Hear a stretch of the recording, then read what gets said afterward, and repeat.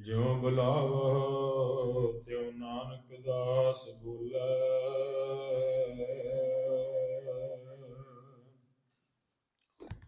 परम सन्मान सत्कारयोग सतगुरु की साझी नवाजी गुरु रूप गुरु खालसा साध संगत जी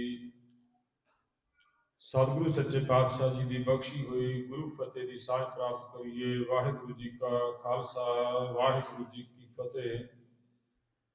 लख खुशियां पातशाहियां जे सतगुर नदर करे, खुशियां शहद गुरु के पावन दरबार में हाजरियां भरदियां होया साल भरा 2023 ਨੂੰ अलविदा कहण वास्ते ਅਤੇ ਨਵੇਂ ਸਾਲ ਵਰੇ ਦੀ ਆਰੰਭਤਾ 2024 ਦੀ ਆਮਦ ਵਾਸਤੇ ਸਤਿਗੁਰੂ ਸੱਚੇ ਪਾਤਸ਼ਾਹ ਜੀ ਦੇ ਪਾਵਨ ਪਵਿੱਤਰ ਚਰਨਾਂ ਵਿੱਚ ਸਭ ਦੇ ਭਲੇ ਵਾਸਤੇ, ਸਭ ਦੇ ਸੁੱਖਾਂ ਵਾਸਤੇ, ਸਭ ਦੀਆਂ ਖੁਸ਼ੀਆਂ ਵਾਸਤੇ, ਨਾਨਕ ਨਾਮ ਚੜ੍ਹਦੀ ਕਲਾ ਤੇਰੇ ਭਾਣੇ ਸਰਬੱਤ ਦਾ ਭਲਾ, ਇਹ ਅਰਦਾਸ ਕਰਨ ਵਾਸਤੇ ਅੱਜ ਦੇ ਇਹਨਾਂ ਸਮਾਗਮਾਂ ਵਿੱਚ ਜੁੜੇ ਹਾਂ। ਗੁਰੂ ਕੀ ਪਿਆਰੀ ਸਾਧ ਸੰਗਤ ਜੀ, ਇਹ ਜ਼ਿੰਦਗੀ ਹੈ। ਜ਼ਿੰਦਗੀ ਦਾ ਇੱਕ ਇੱਕ ਪਲ ਕਰਕੇ ਸੰਗਿਆ ਦਾ ਸਮਾਂ ਜਿਵੇਂ ਜਿਵੇਂ ਤੁਰਿਆ ਜਾਂਦਾ ਹੈ, ਜਿਵੇਂ ਜਿਵੇਂ ਇਹ ਲੰਬਾ ਵਡੇਰਾ ਹੁੰਦਾ ਜਾਂਦਾ ਹੈ, ਤਿਵੇਂ ਤਿਵੇਂ ਇਹਨਾਂ ਸਾਰਿਆਂ ਸਮਿਆਂ ਦੀ ਵੰਡ ਦੇ ਅੱਖਰ ਵੱਖਰੇ ਹੋ ਜਾਂਦੇ ਨੇ। ਇੱਕ ਪਲ ਤੋਂ, ਇੱਕ ਖਿਣ ਤੋਂ ਸ਼ੁਰੂ ਹੁੰਦਾ ਹੈ ਤੇ ਉਹਦੇ ਤੋਂ ਬਾਅਦ ਕੀ ਘੜੀਆਂ, ਕੀ ਮੁਹੂਰਤ, ਕੀ ਪੈਰ, ਕੀ ਦਿਨ, ਥਿਤ, ਕੀ ਹਫ਼ਤਾ, ਕੀ ਮਹੀਨਾ, ਕੀ ਸਾਲ, ਕੀ ਸਦੀਆਂ, ਇਤਿਹਾਦਿਕ ਦਾ ਇਹ ਲੰਬੇਰਾ ਸਫ਼ਰ ਸੰਸਾਰ ਦੇ ਇਸ ਪਸਾਰੇ ਦਾ ਤੁਰਿਆ ਜਾਂਦਾ ਹੈ। ਹਕੀਕਤ ਤਾਂ ਇਹ ਹੈ ਕਿ ਸੰਮਤ ਜਦੋਂ ਵੀ ਕੋਈ ਜੀਵ ਪੈਦਾ ਹੁੰਦਾ ਹੈ, ਉਹਦੇ ਪੈਦਾ ਹੋਣ ਨਾਲ ਉਹਦਾ ਆਪਣਾ ਸੰਮਤ ਉਦੋਂ ਸ਼ੁਰੂ ਹੁੰਦਾ ਹੈ ਤੇ ਜਿਸ ਦਿਨ ਇਹ ਜੀਵ ਦੁਨੀਆ ਤੋਂ ਅੱਖਾਂ ਮਿਟ ਜਾਂਦਾ ਹੈ, ਉਹਦਾ ਆਪਣਾ ਸੰਮਤ, ਆਪਣਾ ਸਾਲ ਸਮਾਪਤ ਹੋ ਜਾਂਦਾ ਹੈ। ਇਹੋ ਜਿਹੇ ਸੰਮਤ ਲੈ ਕੇ ਸਾਡੇ ਵਰਗੇ ਕਈ ਹਜ਼ਾਰਾਂ ਲੱਖਾਂ ਦੁਨੀਆ ਤੇ ਰੋਜ਼ ਆਉਂਦੇ ਨੇ, ਰੋਜ਼ ਚਲੇ ਜਾਂਦੇ ਨੇ, ਪਰ ਸਾਡੇ ਵਰਗਿਆਂ ਦਾ ਸੰਮਤ, ਸਾਡੇ ਵਰਗਿਆਂ ਦਾ ਸਾਲ ਨਾ ਦੁਨੀਆ ਨੇ ਅਪਣਾਇਆ, ਨਾ ਧਾਰਨ ਕੀਤਾ। ਸੰਸਾਰ ਦੀ ਫਿਤਰਤ ਰਹੀ ਏ ਕਿ ਇਹਨੇ ਕੇਵਲ ਦੋ ਚੀਜ਼ਾਂ ਨੂੰ ਅਪਣਾਉਣ ਦਾ ਯਤਨ ਕੀਤਾ ਹੈ। ਇੱਕ ਤਾਂ ਉਹ ਹੈ, ਜਿਵੇਂ ਤਵਾਰੀਖਾਂ ਪੜਾਂਗੇ, ਇਤਿਹਾਸ ਪੜਾਂਗੇ, ਹਿਸਟਰੀਆਂ ਪੜਾਂਗੇ, ਇੱਕ ਉਹਨਾਂ ਦੀ ਗੱਲ ਮੰਨਣ ਨੂੰ ਸੰਸਾਰ ਤਿਆਰ ਹੋਇਆ ਜਿਹਨੇ ਡਾਂਗ ਨਾ ਬਣਾਇਆ, ਜਿਹਦੀ ਡਾਂਗ ਕਾਇਮ ਹੈ। ਤੇ ਇਹਦੇ ਤੋਂ ਦੂਸਰਾ ਬਿਲਕੁਲ ਉਲਟ ਤਰੀਕਾ ਹੈ, ਉਹ ਹੈ ਪ੍ਰੇਮ ਭਾਵਨੀ ਦਾ, ਭਾਵ ਭਗਤੀ ਦਾ। ਜਿਹੜੀ ਵਿਕਰਮੀ ਸੰਮਤ ਹੈ, ਸਾਕਾ ਸੰਮਤ ਹੈ, ਹਿਜਰੀ ਸੰਮਤ ਹੈ, ਨਾਨਕ ਸੰਮਤ ਹੈ, ਈਸਵੀ ਸੰਮਤ ਹੈ, ਬਹੁਤ ਕੁਝ ਸਾਡੇ ਬਜ਼ੁਰਗਾਂ ਨੇ ਸਾਡੇ ਨਾਲੋਂ ਵੱਧ ਇਹਨਾਂ ਚੀਜ਼ਾਂ ਦੇ, ਇਹਨਾਂ ਨਾਵਾਂ ਨੂੰ ਸੁਣਿਆ, ਪੜ੍ਹਿਆ, ਵੇਖਿਆ ਹੋਵੇਗਾ। ਈਸਵੀ ਸੰਮਤ ਦਾ ਅੱਜ ਸਾਲ ਸੰਪੂਰਨ ਹੋਣਾ ਹੈ ਤੇ ਈਸਵੀ ਸੰਮਤ ਦੇ ਇਸ ਨਵੇਂ ਵਰੇ ਦੀ ਆਮਦ ਹੋਣੀ ਹੈ। ਗੁਰੂ ਦਰਬਾਰ ਵਿੱਚ ਬੈਠਾ ਹਾਂ, ਜੇ ਇਹ ਗੱਲ ਮੈਂ ਨਾ ਕਹੀ ਤੇ ਸ਼ਾਇਦ ਮੇਰੇ ਆਪਣੇ ਆਪ ਦੀ ਸੋਚ ਨਾਲ, ਆਪਣੇ ਆਪ ਦੀ ਡਿਊਟੀ ਨਾਲ ਮੇਰਾ ਇਨਸਾਫ ਨਹੀਂ ਹੋਵੇਗਾ। ਇਸ ਗੱਲ ਵਿੱਚ ਕੋਈ ਅਤ ਕਥਨੀ ਨਹੀਂ ਕਿ ਇਸ ਈਸਵੀ ਸੰਮਤ ਦਾ ਸਾਡੇ ਨਾਲ ਕੋਈ ਮੇਲ ਨਹੀਂ, ਇਹਦੇ ਨਾਲ ਸਾਡਾ ਕੋਈ ਲਿੰਕ ਨਹੀਂ, ਦੂਰ ਦਾ ਵੀ ਵਾਸਤਾ ਨਹੀਂ। ਪਰ ਮੈਂ ਫਿਰ ਵੀ ਤੁਹਾਨੂੰ ਵਧਾਈ ਦੇ ਪਾਤਰ ਸਮਝਦਾ ਹਾਂ। ਕਲਗੀਧਰ ਪਿਤਾ ਗੁਰੂ ਗੋਬਿੰਦ ਸਿੰਘ ਸਾਹਿਬ ਸੱਚੇ ਪਾਤਸ਼ਾਹ ਜੀ ਦੇ ਪਵਿੱਤਰ ਦਰਬਾਰ ਵਿੱਚ ਇੱਕ ਨਿੱਕੀ ਜਿਹੀ ਘਟਨਾ ਵਾਪਰਦੀ ਏ। ਮਹਾਰਾਜ ਸਾਹਿਬ ਦਾ ਸਰੀਰ ਢਿੱਲਾ ਪੈ ਗਿਆ, ਆਉਣ ਵਾਲੀਆਂ ਜਾਣ ਵਾਲੀਆਂ ਸੰਗਤਾਂ ਦੇ ਆਉਣ ਜਾਣ ਦੀ ਮਨਾਹੀ ਹੋ ਗਈ। ਸੁਥਰੇ ਸ਼ਾਹ ਫਕੀਰ ਦਾ ਨਾਂ ਸੁਣਿਆ ਹੋਵੇਗਾ। ਉਹਦੀਆਂ ਘਟਨਾਵਾਂ, ਉਹਦੀਆਂ ਰਚਨਾਵਾਂ, ਉਹਦੇ ਤਰੀਕੇ ਅਲੱਗ ਸਨ ਗੱਲ ਕਹਿਣ ਦੇ, ਸਮਝਾਉਣ ਦੇ। ਉਹਨੇ ਬਹੁਤ ਐਸੀਆਂ ਘਟਨਾਵਾਂ ਇੱਕ ਤਰੀਕੇ ਨਾਲ ਹਾਸ ਰਸ ਵਿੱਚ ਪਾ ਕੇ ਵੀ ਸਾਨੂੰ ਬੜੀਆਂ ਡੂੰਘੀਆਂ ਸਿੱਖਿਆਵਾਂ ਦੇ ਕੇ ਸਮਝਾਈਆਂ। ਕਈ ਵਾਰ ਨਿੱਕੀਆਂ ਨਿੱਕੀਆਂ ਸਾਖੀਆਂ ਉਹਨਾਂ ਦੀਆਂ ਸੁਣੀਆਂ ਨੇ ਕਿ ਹਲਵਾਈ ਕੋਲੋਂ ਮਠਿਆਈਆਂ ਖਾਧੀਆਂ ਮਹੀਨਾ ਪਰ, ਉਧਾਰ ਲਿਖਾਈ ਗਿਆ ਜਦੋਂ ਜ਼ਿਆਦਾ ਹੀ ਪੈਸੇ ਜਮਾ ਹੋ ਗਏ ਤੇ ਹਲਵਾਈ ਨੇ ਜਦੋਂ ਪੈਸੇ ਮੰਗੇ ਤੇ ਸਿੱਧਾ ਹੀ ਮੁੱਕਰ ਗਿਆ, ਕਹਿੰਦਾ ਨਾ ਜੀ ਮੈਂ ਤੇ ਤੇਰੇ ਕੋਲ ਖਾਧਾ ਹੀ ਕੁਝ ਨਹੀਂ। ਹਲਵਾਈ ਵਿਚਾਰਾ ਦੁਖੀ ਹੋਇਆ, ਗੁਰੂ ਦਰਬਾਰ ਵਿੱਚ ਆਇਆ, ਆਣ ਕੇ ਫਰਿਆਦਾਂ ਕਰਦਾ ਹੈ। ਮਹਾਰਾਜ ਸਾਹਿਬ ਨੇ ਭਰੀ ਸੰਗਤ ਦੇ ਦਰਬਾਰ ਵਿੱਚ ਖੜਾ ਕਰਕੇ ਕਹਿਣ ਲੱਗੇ, ਕੀ ਹੈ ਫਕੀਰ ਜੀ, ਗੱਲ ਕੀ ਹੈ? ਕਹਿਣ ਲੱਗਾ, ਨਾ ਜੀ ਨਾ ਮਹਾਰਾਜ ਜੀ, ਝੂਠ ਬੋਲਦਾ, ਮੈਂ ਖਾਧਾ ਹੀ ਨਹੀਂ ਕੁਝ। ਉਹ ਹਲਵਾਈ ਹੋਰ ਲੋਹਾ ਲਾਖਾ ਹੋ ਗਿਆ, ਕਹਿਣ ਲੱਗੇ, ਮਹਾਰਾਜ ਜੀ ਇਹ ਕਹਿੰਦਾ ਮੈਂ ਤੁਹਾਡਾ ਸਿੱਖ ਹਾਂ, ਮੇਰੇ ਤੁਸੀਂ ਗੁਰੂ ਹੋ, ਮੇਰੇ ਤੁਸੀਂ ਪੀਰ ਹੋ, ਤੇ ਇਹੋ ਜਿਹਾ ਸਿੱਖ ਕਿ ਗੁਰੂ ਦੀ ਵੀ ਸੰਗ ਨਹੀਂ, ਗੁਰੂ ਦੀ ਸੰਗਤ ਵਿੱਚ, ਗੁਰੂ ਦੀ ਹਜ਼ੂਰੀ ਵਿੱਚ ਵੀ ਝੂਠ ਬੋਲੀ ਜਾਂਦਾ। ਹਾਰ ਕੇ ਅਖੀਰ ਇਸ ਗੱਲ ਦਾ ਰਿਜ਼ਲਟ ਨਿਕਲਿਆ। ਪੁੱਛਿਆ, ਸੁਥਰੇ ਸਾਹ ਕਹਿਣਾ ਕੀ ਚਾਹੁੰਦਾ? ਕਹਿਣ ਲੱਗਾ, ਮਹਾਰਾਜ ਮੈਂ ਤੇ ਤੁਹਾਡੇ ਉਪਦੇਸ਼ ਤੇ ਚੱਲਦਾ, ਜੋ ਤੁਹਾਡੀ ਸਿੱਖਿਆ ਹੈ ਉਹਦੇ ਅਨੁਸਾਰ ਮੈਂ ਚੱਲਦਾ। ਮਹਾਰਾਜ ਫੇਰ ਮੁਸਕਰਾ ਕੇ ਕਹਿਣ ਲੱਗੇ, ਖੁੱਲ ਕੇ ਦੱਸ ਗੱਲ ਕੀ ਹੈ? ਤੇ ਸਤਿਗੁਰਾਂ ਦੇ ਪਾਵਨ ਚਰਨਾਂ ਵਿੱਚ ਅਰਦਾਸ ਕੀਤੀ। ਕਹਿਣ ਲੱਗਾ, ਮਹਾਰਾਜ ਤੁਹਾਡਾ ਹੀ ਤੇ ਪਹਿਲੇ ਸਰੂਪ ਦਾ ਵਚਨ ਹੈ ਨਾ ਵੀ ਕੀਤੇ ਲੈ ਲੈ ਮੁਕਰ ਪਾਹੇ। ਤੇ ਸੁਥਰੇ ਸਾਹਿਬ ਨੂੰ ਮਹਾਰਾਜ ਸਾਹਿਬ ਨੇ ਹੁਕਮ ਕੀਤਾ, ਕਹਿਣ ਲੱਗੇ ਕਿ ਅਗਲੀ ਪੰਕਤੀ ਨਾਲ ਦੀ ਪੜ੍ਹ। ਤੇ ਕਹਿਣ ਲੱਗਾ, ਹੁਣ ਮਹਾਰਾਜ ਸਾਰੀ ਬਾਣੀ ਮੇਰੇ ਇਕੱਲੇ ਵਾਸਤੇ ਥੋੜਾ, ਬਾਕੀ ਜਿਹੜੇ ਇੰਨੇ ਬੈਠੇ ਨੇ ਇਹਨਾਂ ਨੂੰ ਕਹੋ ਅਗਲੀ ਪੰਕਤੀ ਪੜ੍ਹ ਲੈ। ਉੱਥੇ ਉਹਦਾ ਮਤਲਬ ਇਹ ਸੀ, ਗੱਲ ਸੁਥਰੇ ਸ਼ਾਹ ਦੀ ਨਹੀਂ, ਗੱਲ ਸ਼ਾਇਦ ਸਾਡੀ ਅੱਜ ਦੀ ਕਰ ਰਹੇ ਸਨ ਸੁਥਰੇ ਸ਼ਾਹ, ਕਿ ਮਹਾਰਾਜ ਸਿੱਖ ਦੇ ਜਗਤ ਵਿੱਚ ਇਹ ਜ਼ਮਾਨਾ ਆਉਣਾ, ਇਹ ਸਮਾਂ ਆਉਣਾ ਕਿ ਇਹਨਾਂ ਨੇ ਆਪਣੇ ਮਤਲਬ ਦੀਆਂ ਪੰਕਤੀਆਂ ਕੱਢ ਕੇ, ਅੱਧੀਆਂ ਪੰਕਤੀਆਂ ਲੈ ਕੇ, ਪੰਕਤੀਆਂ ਦਾ ਇੱਕ ਇੱਕ ਅੱਖਰ ਲੈ ਕੇ ਇਹਨਾਂ ਨੇ ਆਪਣੇ ਮਤਲਬ ਦੇ ਅਰਥ ਬਣਾਉਣੇ ਨੇ, ਤੇ ਦੂਜੀਆਂ ਪੰਕਤੀਆਂ ਦੀ ਸਿੱਖਿਆ ਨੂੰ ਨਹੀਂ ਇਹਨਾਂ ਨੇ ਮੰਨਣਾ। ਮਹਾਰਾਜ ਇਹ ਸਿੱਖਾਂ 'ਚ ਆਉਣਾ, ਐਸੇ ਤਰੀਕੇ ਨਾਲ ਉਹਦਾ ਅਲਰਟ ਕਰਨ ਦਾ, ਸਾਵਧਾਨ ਕਰਨ ਦਾ ਤਰੀਕਾ ਸੀ। ਜਦੋਂ ਮਹਾਰਾਜ ਜੀ ਸਰੀਰਕ ਤੌਰ ਤੇ ਬਹਾਨਾ ਬਣਿਆ, ਢਿੱਲੇ ਪੈ ਗਏ, ਸਾਰੇ ਸੰਗਤਾਂ ਦੀ ਆਵਾਜਾਈ ਬੰਦ ਹੋ ਗਈ। ਸੁਥਰੇ ਸ਼ਾਹ ਹੁਣ ਪ੍ਰੇਮ ਦੀ ਭਾਵਨਾ ਨਾਲ ਕਦੀ ਕਦੀ ਆਉਂਦਾ ਹੈ, ਕਦੀ 6 ਮਹੀਨੇ ਨਹੀਂ ਆਉਂਦਾ, ਸਾਲ ਬਾਅਦ ਆ ਜਾਂਦਾ। ਹੁਣ ਜੀ ਕਰਦਾ ਸੀ ਮਹਾਰਾਜ ਦੇ ਦਰਸ਼ਨ ਕਰਨੇ, ਤੇ ਦਰਸ਼ਨ ਕਰਨ ਵਾਸਤੇ ਜਦੋਂ ਅਗਲਾ ਪਹਿਰੇਦਾਰ ਹੁਣ ਅੱਗੇ ਨਹੀਂ ਲੰਘਣ ਦਿੰਦਾ, ਉਹਨੇ ਇੱਕ ਸਕੀਮ ਬਣਾਈ ਵੀ ਬਾਹਰ ਗਿਆ, ਜਾ ਕਰਕੇ ਇੱਕ ਬੋਰੀ ਖਾਲੀ ਰਹੀ, ਰੇਤ ਦੀ ਭਰੀ, ਉਤੋਂ ਘੁੱਟ ਕੇ ਉਹਦਾ ਮੂੰਹ ਬੰਨਿਆ। ਹੁਣ ਬਾਹਰੋਂ ਥੋੜਾ ਪਤਾ ਲੱਗਦਾ ਵੀ ਇਹਦੇ ਅੰਦਰ ਕੀ ਹੈ। ਉਹਨੇ ਭਰੀ ਹੋਈ ਰੇਤ ਦੀ ਬੋਰੀ ਮੋਢਿਆਂ ਤੇ ਆਪਣੇ ਪਿੱਛੇ ਚੱਕੀ, ਤੇ ਬੜੇ ਭਾਰ ਦੇ ਸਹਿਤ ਜਿਵੇਂ ਕਿ ਆਇਆ, ਕਹਿਣ ਲੱਗਾ, ਮਹਾਰਾਜ ਮੈਂ ਤੇ ਲੰਗਰਾਂ 'ਚ ਰਸਤਾਂ ਬਸਤਾਂ ਪਾਉਣੀਆਂ ਨੇ, ਵੀ ਲੰਗਰਾਂ 'ਚ ਸੇਵਾ ਕਰਨ ਵਾਸਤੇ ਚੁੱਕ ਕੇ ਲਿਆ। ਪਾਰ ਪਹਿਰੇਦਾਰ ਨੇ ਵਿਚਾਰੇ ਨੇ ਸੁਭਾ ਕੇ ਅੰਦਰ ਲੰਘ ਦਿੱਤਾ ਵੀ ਜਾ। ਜਦੋਂ ਅੰਦਰ ਚਲਿਆ ਗਿਆ, ਜਿੱਥੇ ਮਹਾਰਾਜ ਸਾਹਿਬ ਦਾ ਵਿਹੜੇ ਵਿੱਚ ਪਲੰਘ ਲੱਗਾ, ਕਹਿੰਦੇ ਉਹ ਬੋਰੀ ਵਿਚਾਲੇ ਵਿਹੜੇ ਦੇ ਵਿਚਾਰੇ ਸੁੱਟ ਕੇ ਨਾ, ਤੇ ਹੁਣ ਵਿਹੜੇ ਦੇ ਵਿਚਾਲੇ ਬੋਰੀ ਸੁੱਟ ਕੇ ਤੇ ਮਹਾਰਾਜ ਵੱਲ ਨਹੀਂ ਗਿਆ। ਉਹ ਜਿਹੜੀ ਬੋਰੀ ਸੁੱਟੀ ਸੀ ਨਾ, ਬੋਰੀ ਦੇ ਆਲੇ ਦੁਆਲੇ ਘੁੰਮਦਾ, ਪਰਿਕਰਮਾ ਕਰਦਾ, ਬੋਰੀ ਨੂੰ ਮੱਥਾ ਟੇਕਦਾ, ਬੋਰੀ ਦੀਆਂ ਪਰਿਕਰਮਾ ਕਰਦਾ, ਬੋਰੀ ਨੂੰ ਮੱਥਾ ਟੇਕਦਾ। ਜਦੋਂ 2 3 4 ਵਾਰ ਉਹਨੇ ਇਸੇ ਤਰ੍ਹਾਂ ਕੀਤਾ, ਤੇ ਮਹਾਰਾਜ ਮੁਸਕਰਾ ਕੇ ਕਹਿਣ ਲੱਗੇ, ਫਕੀਰ ਜੀ ਕੀ ਕਰਦੇ ਹੋ, ਇਹਨੂੰ ਕਾਹਤੋਂ ਮੱਥੇ ਟੇਕੀ ਜਾਂਦੇ ਹੋ? ਤੇ ਸੁਥਰੇ ਸਾਹਿਬ ਫਕੀਰ ਨੇ ਕਿਹਾ ਸੀ, ਮਹਾਰਾਜ ਇਹਦੀਆਂ ਹੀ ਬਰਕਤਾਂ ਤੁਹਾਡੇ ਦਰਸ਼ਨ ਹੋ ਗਏ ਨੇ।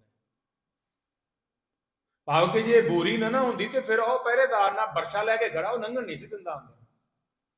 ਵੀ ਇਹ ਬੋਰੀ ਦਾ ਹੀ ਬਹਾਨਾ ਆ ਕਿ ਤੁਹਾਡੇ ਦਰਸ਼ਨ ਹੋ ਗਏ ਨੇ। ਮੇਰਾ ਇਹ ਗੱਲ ਕਹਿਣ ਦੀ ਮੁਰਾਦ ਸੀ ਵੀ ਭਾਵੇਂ ਈਸਵੀ ਸੰਮਤ ਨਾਲ ਸਾਡਾ ਕੋਈ ਵਾਸਤਾ ਨਹੀਂ, ਪਰ ਉਹਦੇ ਬਹਾਨੇ ਵੇਖੋ ਕਿੰਨੇ ਚਿਰ ਤੋਂ ਲੈ ਕੇ ਸਵੇਰੇ ਸ਼ਾਮ ਦੇ 6 ਵਜੇ ਤੋਂ ਲੈ ਕੇ ਗੁਰਬਾਣੀ ਕੀਰਤਨ ਵਿੱਚ ਜੁੜੇ ਹੋਏ। ਇਹ ਈਸਵੀ ਸੰਮਤ ਦੇ ਨਵੇਂ ਸਾਲ ਦਾ ਤੇ ਬਹਾਨਾ ਹੀ ਆ ਨਾ। ਕਿੰਨੀ ਵਾਰ ਅਸੀਂ ਸਟੇਜਾਂ ਤੋਂ, ਕਿੰਨੀ ਵਾਰ ਕਥਾ ਵਿੱਚ, ਕਿੰਨੀ ਵਾਰ ਵਾਰਤਾਲਾਪ ਵਿੱਚ ਕਿਹਾ ਵੀ ਨਹੀਂ, ਸਾਡਾ ਸਾਲ ਵੀ ਨਵਾਂ ਆਰੰਭ ਹੋਣਾ ਹੈ।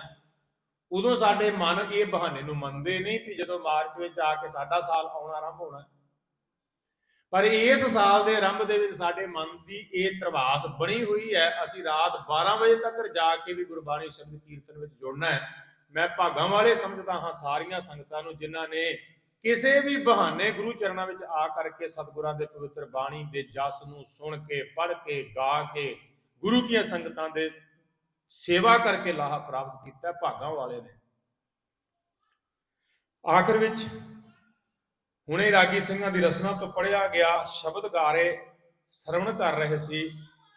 ਜੇ ਮੈਂ 2-4 ਮਿੰਟ ਵਾਸਤੇ ਇਸੇ ਸ਼ਬਦ ਦੇ ਵਿਚਾਰ ਵਿੱਚ ਹੀ ਆਪ ਜੀ ਦੇ ਨਾਲ ਕੋਈ ਸਾਂਝ ਪਾਵਾਂ। ਕਾਨੜਾ ਰਾਗ ਹੈ ਧੰਨ ਗੁਰੂ ਗ੍ਰੰਥ ਸਾਹਿਬ ਜੀ ਦੇ ਅੰਦਰ। ਕਾਨੜਾ ਰਾਗ ਦੀ ਵਾਰ ਵਿੱਚੋਂ ਇਹ ਪੌੜੀ ਹੈ। ਔਰ ਇਹ ਪੌੜੀ ਧੰਨ ਗੁਰੂ ਰਾਮਦਾਸ ਸਾਹਿਬ ਸੱਚੇ ਪਾਤਸ਼ਾਹ ਜੀ ਦੀ ਪਾਵਨ ਪਵਿੱਤਰ ਬਾਣੀ ਹੈ, ਜਿਹੜਾ ਕੀਰਤਨ ਗਾਇਆ ਜਾ ਰਿਹਾ ਸੀ।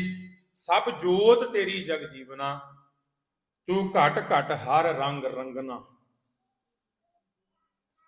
ਸਤਿਗੁਰੂ ਗੁਰੂ ਰਾਮਦਾਸ ਸਾਹਿਬ ਸੱਚੇ ਪਾਤਸ਼ਾਹ ਜੀ ਸਿੱਖ ਦੀ ਭਾਵਨਾ ਨੂੰ ਇੱਥੇ ਲੈ ਕੇ ਆਉਣਾ ਚਾਹੁੰਦੇ ਨੇ, ਇੱਥੇ ਜੋੜਨਾ ਚਾਹੁੰਦੇ ਨੇ, ਇੱਥੇ ਟਿਕਾਉਣਾ ਚਾਹੁੰਦੇ ਨੇ ਕਿ ਸੱਚੇ ਪਾਤਸ਼ਾਹ ਸਾਰੇ ਪਸਾਰੇ ਵਿੱਚ ਜਿੱਧਰ ਵੇਖਦਾ ਹਾਂ, ਜਿੱਧਰ ਤੱਕਦਾ ਹਾਂ, ਜਿੱਧਰੋਂ ਕੁਝ ਸੁਣਦਾ ਹਾਂ, ਸਾਰਿਆਂ ਵਿੱਚ ਤੇਰੀ ਜੋਤ ਹੈ।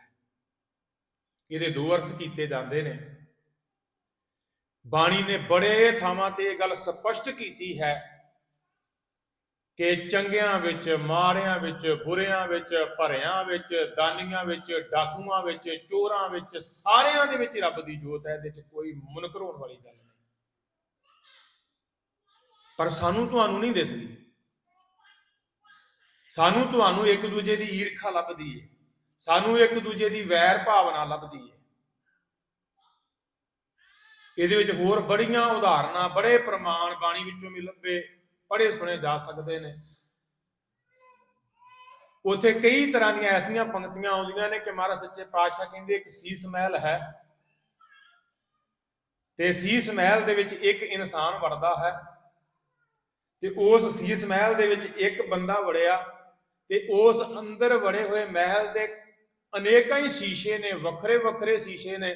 ਉਸ ਇੱਕ ਵੜੇ ਹੋਏ ਇਨਸਾਨ ਦੀਆਂ ਲੱਖਾਂ ਹੀ ਮੂਰਤਾਂ ਉਸ ਮਹਿਲ ਦੇ ਵਿੱਚ ਦਿਸਣ ਲੱਗ ਪੈਂਦੀਆਂ ਨੇ। ਇੱਕ ਸ਼ੀਸ਼ੇ ਦੇ ਵਿੱਚੋਂ ਦੂਜੇ ਬੰਨੇ ਪ੍ਰਤੀਬਿੰਬ ਬਣਦਾ, ਦੂਜੇ ਸ਼ੀਸ਼ੇ ਵਿੱਚੋਂ ਦੂਜੇ ਬੰਨੇ ਬਣਦਾ। ਕੁਝ ਇਧਰ ਨੂੰ ਲੈਣ ਲੱਗੀਆਂ ਉਹ ਦੂਰ ਤੱਕ ਦਿਖਦੀਆਂ ਨੇ, ਕੁਝ ਇਧਰ ਨੂੰ ਲੈਣ ਲੱਗੀਆਂ ਉਹ ਦੂਰ ਤੱਕ ਦਿਖਦੀਆਂ ਨੇ। ਤੇ ਕੋਈ ਹੁਣ ਆਣ ਕੇ ਕਹੇ ਵੀ ਉਹ ਸਾਰੇ ਸ਼ੀਸ਼ਿਆਂ ਦੇ ਵਿੱਚ ਦਿਖਣ ਵਾਲਾ ਮਨੁੱਖ ਵੱਖਰਾ ਵੱਖਰਾ ਵੱਖਰਾ ਵੱਖਰਾ ਹੈ, ਇਹ ਭੁੱਲ ਹੈ, ਇਹ ਗਲਤੀ ਹੈ। ਕਿਉਂਕਿ ਉਹ ਸ਼ੀਸ਼ਿਆਂ ਦੇ ਵਿੱਚ ਇੱਕੋ ਬੰਦੇ ਦਾ ਹੀ ਪ੍ਰਤੀਬਿੰਬ ਪੈ ਰਿਹਾ ਹੈ, ਤੇ ਉਹ ਸਾਰਿਆਂ ਵਿੱਚ ਵਿਆਪਕ ਹੈ, ਸਾਰਿਆਂ ਵਿੱਚ ਰਮਿਆ ਹੋਇਆ। ਹਾਂ, ਇੱਕ ਗੱਲ ਮਹਾਂਪੁਰਸ਼ਾਂ ਨੇ, ਸਤਿਪੁਰਸ਼ਾਂ ਨੇ ਜਦੋਂ ਬਾਣੀ ਦੇ ਉਹਨਾਂ ਅੱਖਰਾਂ ਦੀ ਵਿਆਖਿਆ ਕੀਤੀ, ਕਹਿੰਦੇ ਇੱਕ ਹੋ ਸਕਦਾ ਹੈ ਕਿ ਕਿਸੇ ਸ਼ੀਸ਼ੇ ਵਿੱਚ ਉਸ ਖੜੇ ਮਨੁੱਖ ਦੇ ਕੱਪੜੇ ਕਿਸੇ ਰੰਗ ਦੇ ਦਿਸਦੇ ਹੋਣ, ਕਿਸੇ ਸ਼ੀਸ਼ੇ ਵਿੱਚ ਉਸ ਖੜੇ ਮਨੁੱਖ ਦੇ ਕੱਪੜੇ ਕਿਸੇ ਹੋਰ ਰੰਗ ਦੇ ਦਿਸਦੇ ਹੋਣ। ਉਹਦਾ ਕਾਰਨ ਤਾਂ ਆ ਕਿ ਉਹ ਸ਼ੀਸ਼ਿਆਂ ਦਾ ਜਿਹੜਾ ਇੱਕ ਇੱਕ ਟੁਕੜਾ ਵੱਖਰਾ ਹਿੱਸਾ ਹੈ, ਉਹਨਾਂ ਦੇ ਰੰਗ ਵਿੱਚ ਫਰਕ ਹੈ, ਉਹ ਸ਼ੀਸ਼ਿਆਂ ਦੇ ਰੰਗ ਵਿੱਚ ਫਰਕ ਹੈ, ਤਾਂ ਕਰਕੇ ਬੰਦੇ ਦੇ ਉਹ ਕੱਪੜਿਆਂ ਦਾ ਰੰਗ ਰੂਪ ਵੱਖਰਾ ਦਿਖਦਾ ਹੈ। ਮਹਾਰਾਜ ਸੱਚੇ ਪਾਤਸ਼ਾਹ ਜੀ ਨੇ ਇਸ ਗੱਲ ਤੋਂ ਉਦਾਹਰਨ ਦਿੱਤੀ, ਕਹਿਣ ਲੱਗੇ ਗੁਰੂ ਪਿਆਰਿਓ, ਜਿੰਨੇ ਦੁਨੀਆ ਦੇ ਜੀਵ ਜੰਤੂ ਨੇ, ਕੱਲੀ ਮਨੁੱਖਤਾ ਦੀ ਗੱਲ ਨਹੀਂ ਕਰਦੇ, ਸਾਰੇ ਹੀ ਵੱਡੇ ਤੋਂ ਲੈ ਕੇ ਛੋਟੇ, ਨਿੱਕੇ ਕੀੜੀ ਤੋਂ ਲੈ ਕੇ ਹਾਥੀ, ਸਭ ਜਾਨਵਰ, ਜਨੌਰ, ਪਸ਼ੂ, ਪੰਛੀ, ਮਨੁੱਖਤਾ, ਸਭ ਵਿੱਚ ਪ੍ਰਮਾਤਮਾ ਦੀ ਜੋਤ ਹੈ। ਉਸ ਸ਼ੀਸ਼ ਮਹਿਲ ਦੀ ਤਰ੍ਹਾਂ ਸਾਰਿਆਂ ਵਿੱਚ ਇੱਕ ਪ੍ਰਮਾਤਮਾ ਵਸ ਰਿਹਾ ਹੈ, ਪਰ ਸਾਨੂੰ ਉਹ ਜੋਤ ਵੱਖਰੇ ਵੱਖਰੇ ਰੰਗ ਦੀ ਦਿਖਦੀ ਏ। ਉਹਦਾ ਕਾਰਨ ਇਹ ਬਣਿਆ ਕਿ ਸਾਡੇ ਅੰਦਰ ਦਾ ਅੰਤਸ਼ਕਰਨ, ਸਾਡੇ ਮਨ ਦਾ ਸ਼ੀਸ਼ਾ ਜਿਹੜਾ ਹੈ, ਉਹਨੇ ਆਪਣਾ ਰੰਗ ਪਾ ਲਿਆ। ਸਾਡੇ ਮਨ ਦੇ ਸ਼ੀਸ਼ੇ ਉੱਤੇ ਕਿਸੇ ਦੇ ਉੱਤੇ ਕਾਮ ਦਾ ਰੰਗ ਪਿਆ ਹੋਇਆ, ਕਿਸੇ ਤੇ ਕ੍ਰੋਧ ਦਾ ਰੰਗ ਪਿਆ ਹੋਇਆ, ਕਿਸੇ ਤੇ ਲੋਭ ਦਾ ਪਿਆ ਹੋਇਆ, ਕਿਸੇ ਦੇ ਹੰਕਾਰ ਦਾ ਪਿਆ ਹੋਇਆ, ਕਿਸੇ ਦੇ ਉੱਤੇ ਈਰਖਾ ਦਾ ਪਿਆ ਹੋਇਆ, ਕਿਸੇ ਦੇ ਉੱਤੇ ਨਿੰਦਿਆ ਦਾ ਪਿਆ ਹੋਇਆ, ਕਿਸੇ ਦੇ ਉੱਤੇ ਚੁਗਲੀ ਦਾ ਪਿਆ ਹੋਇਆ, ਕਿਸੇ ਦੇ ਉੱਤੇ ਲਾਲਚ ਦਾ ਪਿਆ ਹੋਇਆ, ਕਿਸੇ ਦੇ ਉੱਤੇ ਤ੍ਰਿਸ਼ਨਾ ਦਾ ਪਿਆ ਹੋਇਆ। ਇਸ ਤਰ੍ਹਾਂ ਦੇ ਰੰਗ ਸਾਡੇ ਮਨ ਦੇ ਸ਼ੀਸ਼ੇ ਤੇ ਚੜ ਗਏ ਨੇ। ਜਿਹੜੇ ਸਾਡੇ ਮਨ ਦੇ ਸ਼ੀਸ਼ੇ ਉੱਤੇ ਇਹੋ ਜਿਹੇ ਰੰਗ ਚੜੇ ਨੇ, ਸਾਨੂੰ ਉਸ ਆਪਣੇ ਮਨ ਦੇ ਚੜੇ ਰੰਗਾਂ ਕਰਕੇ ਸਾਰਿਆਂ ਵਿੱਚ ਵੱਖਰੇ ਵੱਖਰੇ ਵਖਰੇਵਾਂ ਦਿਖਦਾ ਹੈ। ਪਰ ਧੰਨ ਗੁਰੂ ਰਾਮਦਾਸ ਸਾਹਿਬ ਜੀ ਇਸ ਬਚਨ ਵਿੱਚ ਕਹਿ ਰਹੇ ਨੇ, ਨਹੀਂ, ਸਭ ਜੋਤ ਤੇਰੀ ਜਗ ਜੀਵਨਾ। ਸਤਿਗੁਰੂ ਪ੍ਰਮਾਤਮਾ, ਹੇ ਜਗਤ ਨੂੰ ਜੀਵਨ ਦੇਣ ਵਾਲੇ ਦਾਤਿਆ, ਸਾਰਿਆਂ ਵਿੱਚ ਤੇਰੀ ਜੋਤ ਆ, ਸਾਰਿਆਂ ਵਿੱਚ ਤੇਰੀ ਜੋਤ ਆ। ਇਹਦੇ ਤੇ ਹੁਣ ਹੋਰ ਜੇ ਇਸ ਦੀ ਵਿਆਖਿਆ ਕਰਨੀ ਹੈ, ਇੱਕ ਤੇ ਇਹ ਆ ਕਿ ਗੁਰੂ ਬਾਣੀ ਨੇ ਇਸ ਗੱਲ ਨੂੰ ਸਪਸ਼ਟ ਕੀਤਾ ਕਿ ਸਾਰਿਆਂ ਵਿੱਚ ਉਸ ਪ੍ਰਮਾਤਮਾ ਦੀ ਜੋਤ ਹੈ। ਦੂਸਰਾ, ਇੱਕ ਮੁੜ ਕੇ ਜਾ ਕੇ ਜਿਵੇਂ ਸ਼ਬਦਾਂ ਦੀ ਸਾਰੀ ਲੜੀ ਨੂੰ ਵੇਖਣ ਦਾ ਯਤਨ ਕਰੀਏ ਤੇ ਬੜੇ ਸ਼ਬਦ ਪੜ੍ਹੇ ਗਏ ਬੱਚਿਆਂ ਵੱਲੋਂ। ਇੱਕ ਸ਼ਬਦ ਮੇਰੇ ਧਿਆਨ ਵਿੱਚ ਹੁਣੇ ਆ ਰਿਹਾ, ਤੂੰ ਪ੍ਰਭ ਦਾਤਾ ਦਾਨ ਮਤ ਪੂਰਾ, ਹਮ ਥਾਰੇ ਭੇਖਾਰੀ ਜੀਓ। ਮੈਂ ਕਿਆ ਮੰਗੋ ਕਿਛ ਥਿਰ ਨਾ ਰਹਾਈ, ਹਰ ਦੀਜੈ ਦਾਨ ਪਿਆਰੀ ਜੀਓ। ਇਹ ਸ਼ਬਦ ਵੀ ਗਾਇਨ ਹੋਇਆ। ਉੱਥੇ ਸਿੱਖ ਦੀ ਭਾਵਨਾ ਹੈ, ਦਾਤਾ ਕੀ ਮੰਗਾ ਮੈਂ ਦੁਨੀਆਦਾਰੀ ਦਾ, ਮੈਨੂੰ ਦਿਸ ਪਿਆ ਵੀ ਜੋ ਕੁਝ ਦੁਨੀਆ ਦੇ ਪਸਾਰੇ ਵਿੱਚ ਦਿਸਿਆ ਸਦਾ ਰਹਿਣ ਵਾਲਾ ਨਹੀਂ, ਇਹ ਖਤਮ ਹੋ ਜਾਣਾ ਹੈ। ਇਸ ਕਰਕੇ ਮੈਂ ਉਹ ਚੀਜ਼ ਮੰਗਣੀ ਚਾਹੁੰਦਾ ਹਾਂ ਜਿਹੜੀ ਮੇਰੇ ਜਨਮ ਤੋਂ ਪਹਿਲੋਂ ਵੀ ਸੰਸਾਰ 'ਚ ਹੈਗੀ ਸੀ, ਮੈਂ ਆਇਆ ਮੈਂ ਹੁਣ ਵੀ ਹੈਗੀ ਏ, ਮੈਂ ਦੁਨੀਆ ਤੋਂ ਤੁਰ ਜਾਣਾ। ਦਾਤਾ ਤੇਰੇ ਉਹ ਸੁੰਦਰ ਨਾਮ ਦੀਆਂ ਬਰਕਤਾਂ, ਨਾਮ ਦੇ ਭੰਡਾਰੇ, ਨਾਮ ਦੇ ਖਜ਼ਾਨੇ ਮੇਰੇ ਇਸ ਸੰਸਾਰ ਤੋਂ ਤੁਰ ਜਾਣ ਤੋਂ ਬਾਅਦ ਵਿੱਚ ਵੀ ਸੰਸਾਰ ਤੇ ਰਹਿਣੇ ਨੇ। ਮੈਂ ਉਹ ਦਾਨ ਮੰਗਣਾ ਚਾਹੁੰਦਾ। ਮੈਂ ਕਿਹਾ ਮੰਗੋ ਕਿਛ ਥਿਰ ਨਾ ਰਹਾਈ। ਦਾਤਾ ਜੀ ਹੋਰ ਮੈਂ ਕੀ ਮੰਗਾ, ਕਿਉਂਕਿ ਹੋਰ ਕੁਝ ਸਦਾ ਸਥਿਰ ਰਹਿਣ ਵਾਲਾ ਦਿਸਦਾ ਹੀ ਨਹੀਂ। ਕਿਰਪਾ ਕਰਕੇ ਮੈਨੂੰ ਆਪਣੇ ਨਾਮ ਦੀ ਦਾਤ ਮੇਰੀ ਝੋਲੀ ਪਾ ਦੇ, ਮੇਰੇ ਅੰਤਸ਼ਕਰ ਨੂੰ, ਮੇਰੇ ਮਨ ਨੂੰ ਆਪਣੇ ਨਾਮ ਦੇ ਰੰਗ ਵਿੱਚ ਰੰਗ ਲਾ। ਤੇ ਇੱਥੇ ਆਣ ਕੇ ਸਾਡਾ ਅਗਲਾ ਸਵਾਲ ਹੋਣਾ, ਨਾਮ ਜਪੀਏ ਕਿਵੇਂ? ਤੇ ਹੁਣੇ ਹੀ ਸ਼ਬਦ ਗਾਇਆ ਗਿਆ, ਉਹਦੇ ਵਿੱਚ ਮਹਾਰਾਜ ਸਾਹਿਬ ਨੇ ਸਾਨੂੰ ਜਾਂਚ ਦੱਸੀ। ਜੇ ਕਿਤੇ ਸਾਡੇ ਅੰਦਰ ਸਵਾਲ ਹੋਏ, ਮੈਂ ਅੱਗੇ ਵੀ ਕਈ ਵਾਰੀ ਬੇਨਤੀ ਕਰਦਾ ਵੀ ਇਹ ਸਵਾਲ ਬਹੁਤ ਘੱਟ ਗੁਰਸਿੱਖਾਂ ਦੇ ਮਨ ਵਿੱਚ ਆਉਣਾ ਵੀ ਸੱਚੇ ਪਾਤਸ਼ਾਹ ਨਾਮ ਕਿਵੇਂ ਜਪੀਏ, ਨਾਮ ਕਿੰਨਾ ਚਿਰ ਜਪੀਏ। ਨਹੀਂ ਤੇ ਮੇਰੇ ਵਰਗਾ ਤਮਾਸ਼ਾ ਵੇਖਣ ਵਾਸਤੇ ਆਇਆ ਸੰਸਾਰ ਤੇ ਤਮਾਸ਼ਾ ਵੇਖ ਕੇ ਚਲੇ ਜਾਣਾ।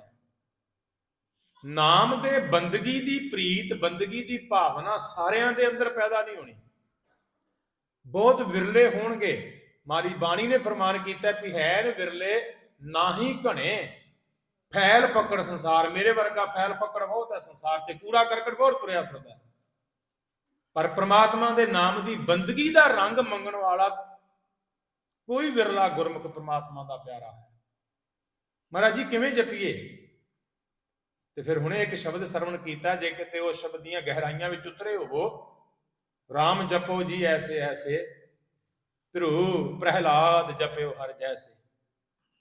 ਹੁਣ ਕਿਤੇ ਭਗਤ ਸਾਹਿਬਾਨ ਭਗਤ ਧਰੂ ਦੀ ਗੱਲ ਜਾਂ ਭਗਤ ਸਾਹਿਬਾਨ ਭਗਤ ਪ੍ਰਹਿਲਾਦ ਜੀ ਦੀ ਵਿਆਖਿਆ ਸਹਿਤ ਗੱਲ ਕਹਿਣੀ ਹੋਵੇ ਤੇ ਲੰਬੇਰਾ ਸਮਾਂ ਲੱਗਦਾ ਹੈ। ਭਗਤ ਧਰੂ ਸਾਹਿਬ ਜੀ ਦੇ ਪ੍ਰਥਾਏ ਬਚਨ ਨੇ ਵੀ ਧਰੂ ਹੱਸਦਾ ਘਰ ਆਇਆ, ਕਰ ਪਿਆਰ ਪਿਓ ਪੁੱਛੜ ਲੀਤਾ। ਬੱਚਾ ਸੀ, 5 ਸਾਲ ਦੀ ਅਵਸਥਾ ਹੈ, ਬਾਹਰੋਂ ਖੇਡਦਾ ਆਇਆ, ਬਾਪੂ ਨੇ ਪਿਆਰ ਨਾਲ ਲਾਡ ਲਡਾਉਂਦਿਆਂ ਆਪਣੀ ਗੋਦ ਵਿੱਚ ਲੈ ਲਿਆ, ਬਾਹੋਂ ਪਕੜ ਉਠਾ ਲਿਆ, ਮਨ ਵਿੱਚ ਰੋਸ ਮਤਰੇਈ ਕੀਤਾ। ਤੇ ਜਿਹੜੀ ਘਰ ਵਿੱਚ ਮਤਰੇਈ ਮਾਂ ਆ, ਉਹਨੇ ਗੁੱਸਾ ਕੀਤਾ ਇਸ ਗੱਲ ਦਾ ਵੀ ਮੇਰੇ ਪੇਟੋਂ ਤੇ ਜੰਮਿਆ ਨਹੀਂ, ਮੇਰੀ ਸਵਾਣੀ ਦੇ ਪੇਟੋਂ ਜੰਮਿਆ, ਇਹ ਪਿਓ ਦੀ ਗੋਦ ਵਿੱਚ ਕਿਵੇਂ ਬਹਿ ਜਾਏ। ਉਹਨੂੰ ਬਾਹੋਂ ਫੜ ਕੇ ਘਸੀੜ ਕੇ ਬਾਪੂ ਦੀ ਗੋਦ ਵਿੱਚੋਂ ਬਾਹਰ ਕੱਢ ਦਿੱਤਾ। ਤੇ ਫਿਰ ਆਪਣੀ ਮਾਂ ਦੇ ਕੋਲ ਜਾ ਕੇ ਪੁੱਛਦਾ, ਡੱਡੋ ਲਿੱਕਾ ਮਾਂ ਪੁੱਛਿਆ ਤੂੰ ਸਵਾਣੀ ਹੈ ਕਿ ਸਰੀਤਾ? ਰੋਂਦਾ ਹੋਇਆ, ਬੁਸਕਦਾ ਹੋਇਆ, ਅੱਖਾਂ ਵਿੱਚ ਹੰਝੂ ਲੈ ਕੇ ਆਪਣੀ ਮਾਂ ਨੂੰ ਜਾ ਕੇ ਪੁੱਛਦਾ, ਮੇਰੀ ਮਾਂ ਤੂੰ ਇਸ ਮਹਿਲ ਦੀ ਰਾਣੀ ਆ ਕਿ ਗੋਲੀ? ਤੇ ਅੱਗੋਂ ਕਹਿੰਦੀ ਏ, ਸਵਾਣੀ ਹਾਂ ਜਨਮ ਦੀ, ਨਾਮ ਨਾ ਭਗਤੀ ਕਰਮ ਦ੍ਰਿੜੀਤਾ। ਪੁੱਤਰਾ ਬਣ ਕੇ ਤੇ ਇਸ ਮਹਿਲ ਵਿੱਚ ਰਾਜਪਾਦਾਨ ਦੇ ਘਰ ਦੇ ਵਿੱਚ ਮੈਂ ਰਾਣੀ ਬਣ ਕੇ ਆਈ ਸੀ, ਪਰ ਮੇਰੀ ਬਦਕਿਸਮਤ ਹੈ, ਮੈਂ ਤੇ ਪ੍ਰਮਾਤਮਾ ਦੇ ਨਾਮ ਦੀ ਭਗਤੀ ਨਹੀਂ ਕੀਤੀ, ਨਾਮ ਦੀ ਭਗਤੀ ਵਿੱਚ ਨਹੀਂ ਜੁੜੀ। ਤਾਂ ਕਰਕੇ ਮੇਰੇ ਨਾਮ ਦੀ ਬੰਦਗੀ ਨਾ ਹੋਣ ਕਰਕੇ ਤੂੰ ਮੇਰੇ ਪੇਟੋਂ ਜਨਮ ਲਿਆ, ਤੈਨੂੰ ਧੱਕੇ ਪੈਂਦੇ ਨੇ।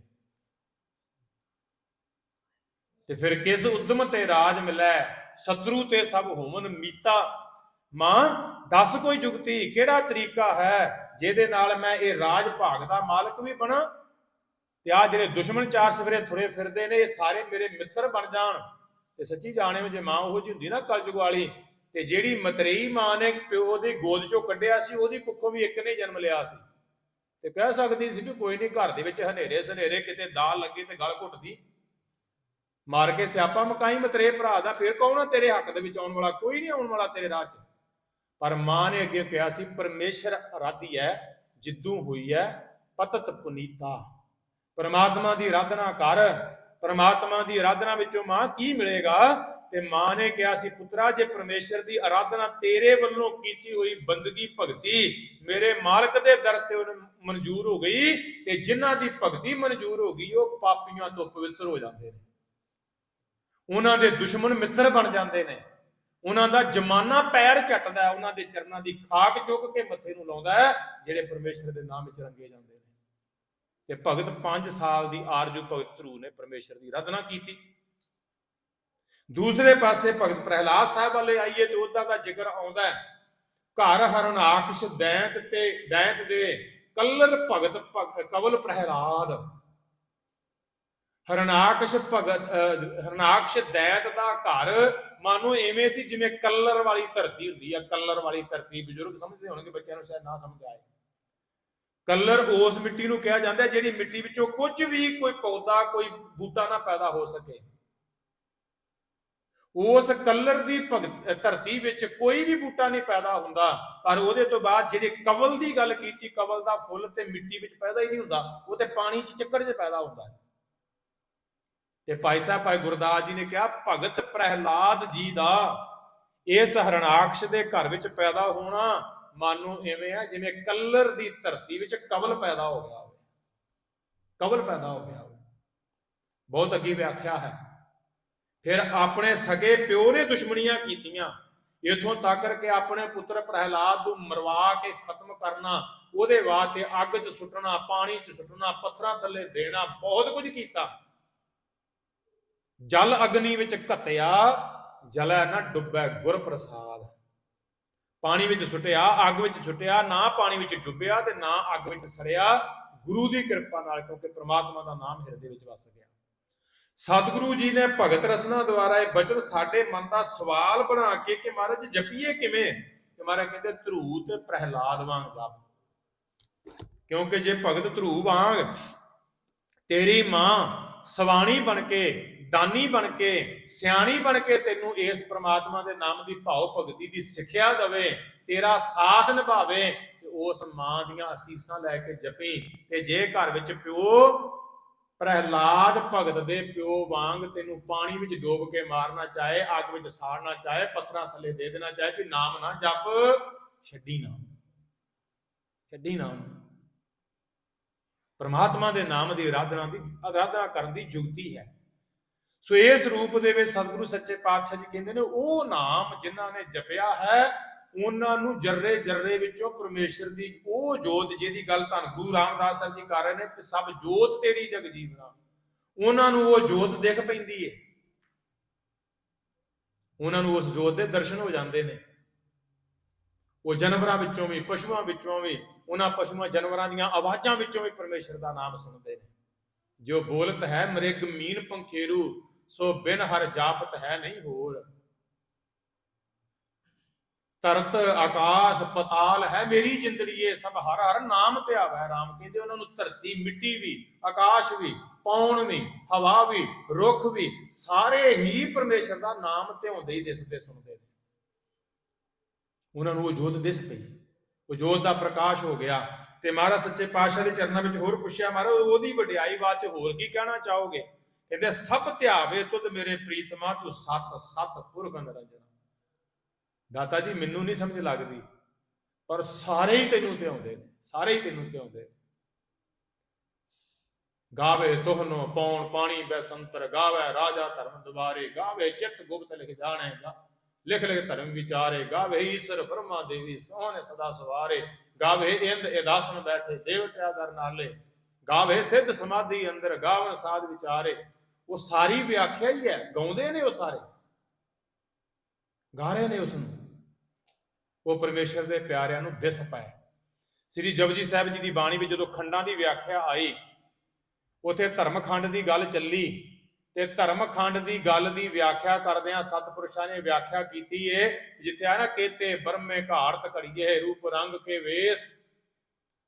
ਇਹ ਬਾਣੀ ਦੀਆਂ ਪੰਕਤੀਆਂ ਕੇਵਲ ਲਿਖਤੀ ਨਹੀਂ, ਜਿਹੜਾ ਗੁਰਸਿੱਖ ਸੁਭ ਇੱਛਾ ਸੋ ਵਿਚਾਰਨਾ, ਇਹਨਾਂ ਭਾਵਨਾਵਾਂ ਦੀਆਂ ਉਹਨਾਂ ਪਦਵੀਆਂ ਤੋਂ ਹੁੰਦਾ ਹੋਇਆ ਧਰਮਖੰਡ ਦੀ ਅਵਸਥਾ ਤੇ ਚਲਿਆ ਗਿਆ। ਕਹਿੰਦੇ ਉਸ ਰੱਬ ਦੇ ਪਿਆਰੇ ਦੇ ਇਸ ਮੱਥੇ ਦੇ ਵਿੱਚ ਮਾਨੋ ਫਿਲਮ ਦੀ ਤਰ੍ਹਾਂ ਇੱਕ ਸੁੰਦਰ ਸੁਨਹਿਰੀ ਅੱਖਰਾਂ ਵਿੱਚ ਸਭ ਕੁਝ ਦਿਸਦਾ ਆ, ਉਹ ਦਿਸਦਾ ਆ। ਇਸ ਕਰਕੇ ਸਤਿਗੁਰੂ ਸੱਚੇ ਪਾਤਸ਼ਾਹ ਜੀ ਕਹਿੰਦੇ ਧਿਆ ਕੇ ਤੇ ਵੇਖ, ਉਹਨੂੰ ਸਿਮਰ ਕੇ ਤੇ ਵੇਖ। ਸਤਿਗੁਰੂ ਸੱਚੇ ਪਾਤਸ਼ਾਹ ਜੀ ਕਹਿੰਦੇ ਸਭ ਧਿਆਵੇ ਤੁਧ ਮੇਰੇ ਪ੍ਰੀਤਮਾ, ਤੂੰ ਸਤ ਸਤ ਪੁਰਖ ਨਿਰੰਜਨਾ। ਦਾਤਾ ਜੀ ਤੈਨੂੰ ਸਾਰੀ ਕਾਇਨਾਤ, ਸਾਰੀ ਸ੍ਰਿਸ਼ਟੀ, ਇਹ ਸਾਰੀ ਤੈਨੂੰ ਧਿਆ ਰਹੀ ਹੈ, ਤੂੰ ਸਦੀਵੀ ਸਤ ਹੈ। ਫਿਰ ਇੱਥੇ ਹੀ ਬਸ ਨਹੀਂ, ਇੱਕ ਦਾਤਾ ਸਭ ਜਗਤ ਭਿਖਾਰੀਆ। ਮਹਾਰਾਜ ਜੀ ਤੂੰ ਸਾਰੇ ਸੰਸਾਰ ਨੂੰ ਇੱਕੋ ਹੀ ਦਾਤਾਂ ਦੇਣ ਵਾਲਾ ਦਾਤਾ ਆ। बाकी सारा जगत तेरे दर दा मंगता है, तेरे दर दा भिखारी आ। एक दाता सब जगत भिखारीआ, हर जाचे सब मंग मंगना। सारे ही अपने अपने ख्यालों अनुसार तेरे दर तो मंगा मंगते ने, सारे ही तेरे दर तो झोलियां भरते ने। मैं बहुता समा ना लावां। सेवक ठाकुर सब तू है, गुरमती हर चंग चंगना। सच्चे पातशाह सेवक ये भावना ते आया कि तू ठाकुर बन के सारियां दा मालक है। ते सतगुरु जी जिन्हां नूं गुरमत दी सोझी पै गई, जिन्हां नूं गुरमत दी सिੱਖਿਆ समझ पै गई, उन्हां वास्ते चंगियां तो चंगे उचेरी अवस्था वाले बन गए। समाप्ति की पंक्ति इस पौड़ी दी इस शब्द दी, सब कहो मुख हो ऋषिकेश हरे, ऋषिकेश हरे। ऋषिकेश का अर्थ बनता है रिख, कहते ने साडे इंद्रियां नूं के रिख केस एस उहदे विचों बिहारी चों निकल के साडे रिख इंद्रियां दा ईश्वर भाव के मालक जिहड़ा परमात्मा आ। ये अरदासां कर सच्चे पातशाह, तू ही आ साडे इंद्रियां दा राखा, तू ही आ साडियां इंद्रियां दा राखा। क्योंकि जिदन ओहदी रख विचों निकल गई ना, उहदने अखां आप उधरियां होके दुनिया दा भैड़ा गुनाहां वाला चारा चरण तुर पैणियां ने। उहदने कन साडे आप उधरे हो जाने ने, उहदन साडी जबान आप उधरी हो जानी है। सच्चे पातशाह इन्हां इंद्रियां नूं अखां कन नक जबान चमड़ी पैर हथ, ये सारे मेरे इंद्रियां दा तू ही ईश्वर आ, तू ही मालक आ। तू ही कृपा करें ते इन्हां नूं कंट्रोल विच चला सकदा।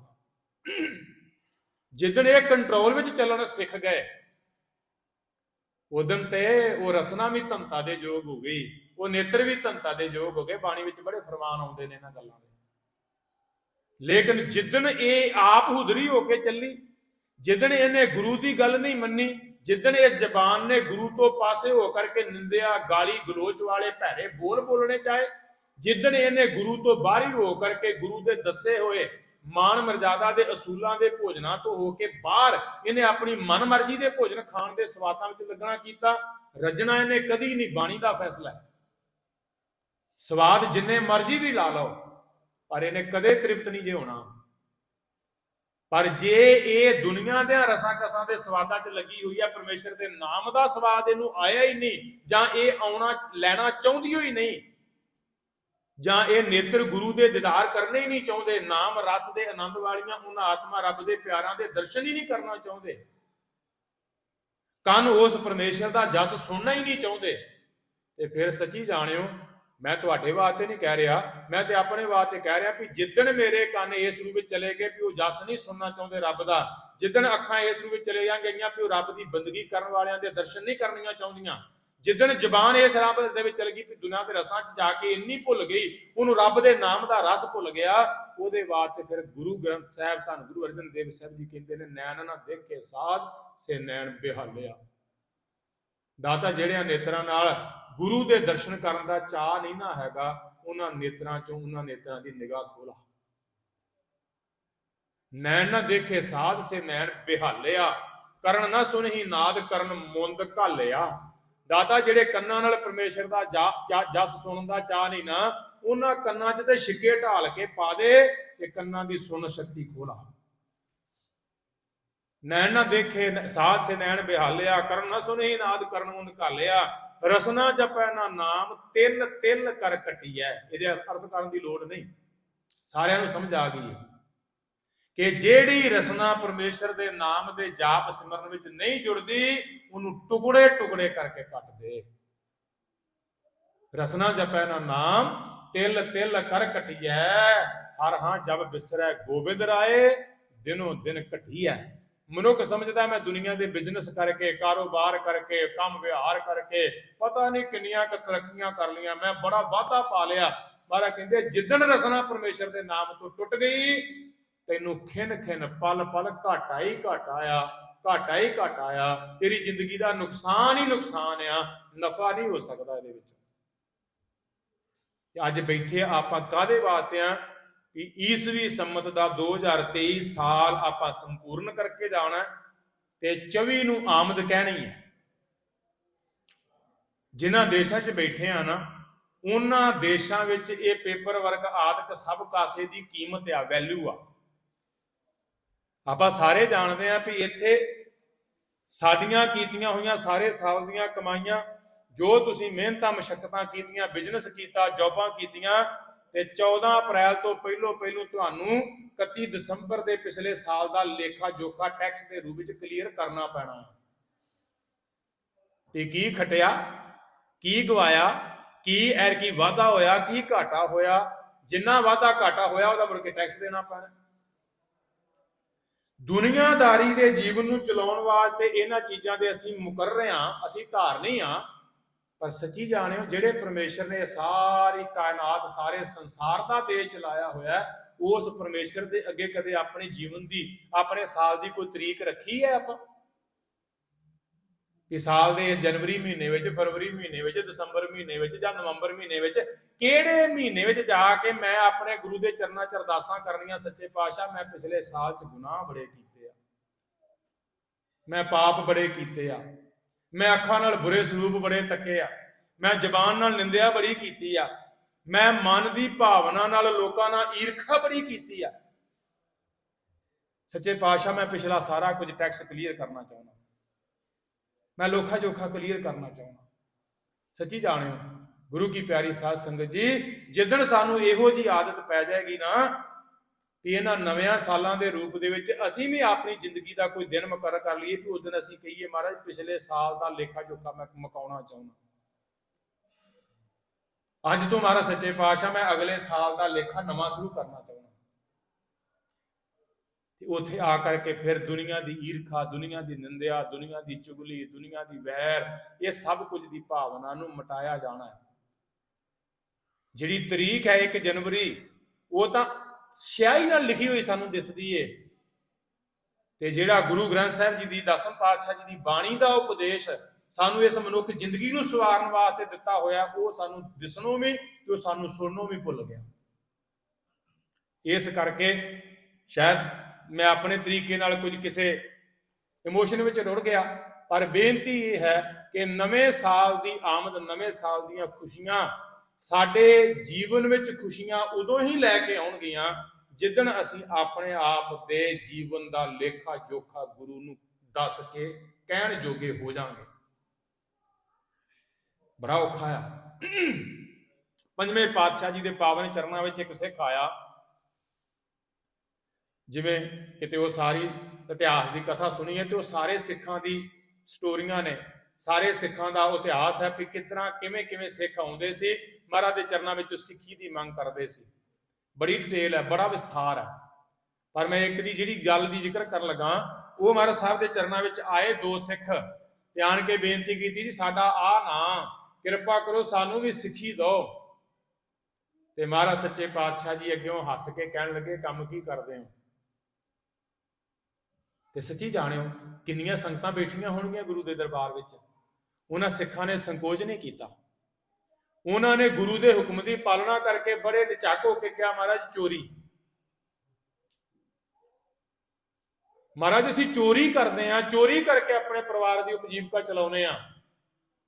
ਤੇ ਗੁਰੂ ਸਾਹਿਬਾਂ ਦੇ ਚਿਹਰੇ ਉੱਤੇ ਕੁਝ ਕੁ ਵੀਰਸ ਆਇਆ, ਕਹਿਣ ਲੱਗੇ ਇਸ ਚੋਰੀ ਦੇ ਵਿਹਾਰ ਕਰਨ ਨਾਲ ਬਰਾਬਰ ਸਿੱਖੀ ਨਹੀਂ ਪਾਲੀ ਜਾਣੀ, ਇਹ ਛੱਡਣੀ ਪੈਣੀ ਹੈ।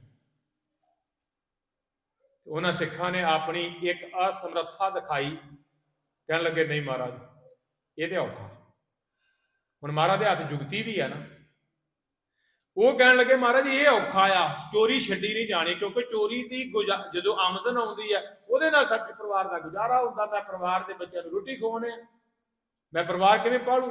ਮਹਾਰਾਜ ਚੋਰੀ ਨਹੀਂ ਜੇ ਛੱਡੀ ਜਾਣੀ, ਹੋਰ ਜੋ ਕਹੋਗੇ, ਆਪੇ ਮਹਾਰਾਜ ਨੇ ਵਿਧ ਬਣਾ ਲਈ ਨਾ, ਹੋਰ ਜੋ ਕਹੋਗੇ ਤੁਹਾਡਾ ਉਪਦੇਸ਼ ਮੰਨਾਂਗੇ।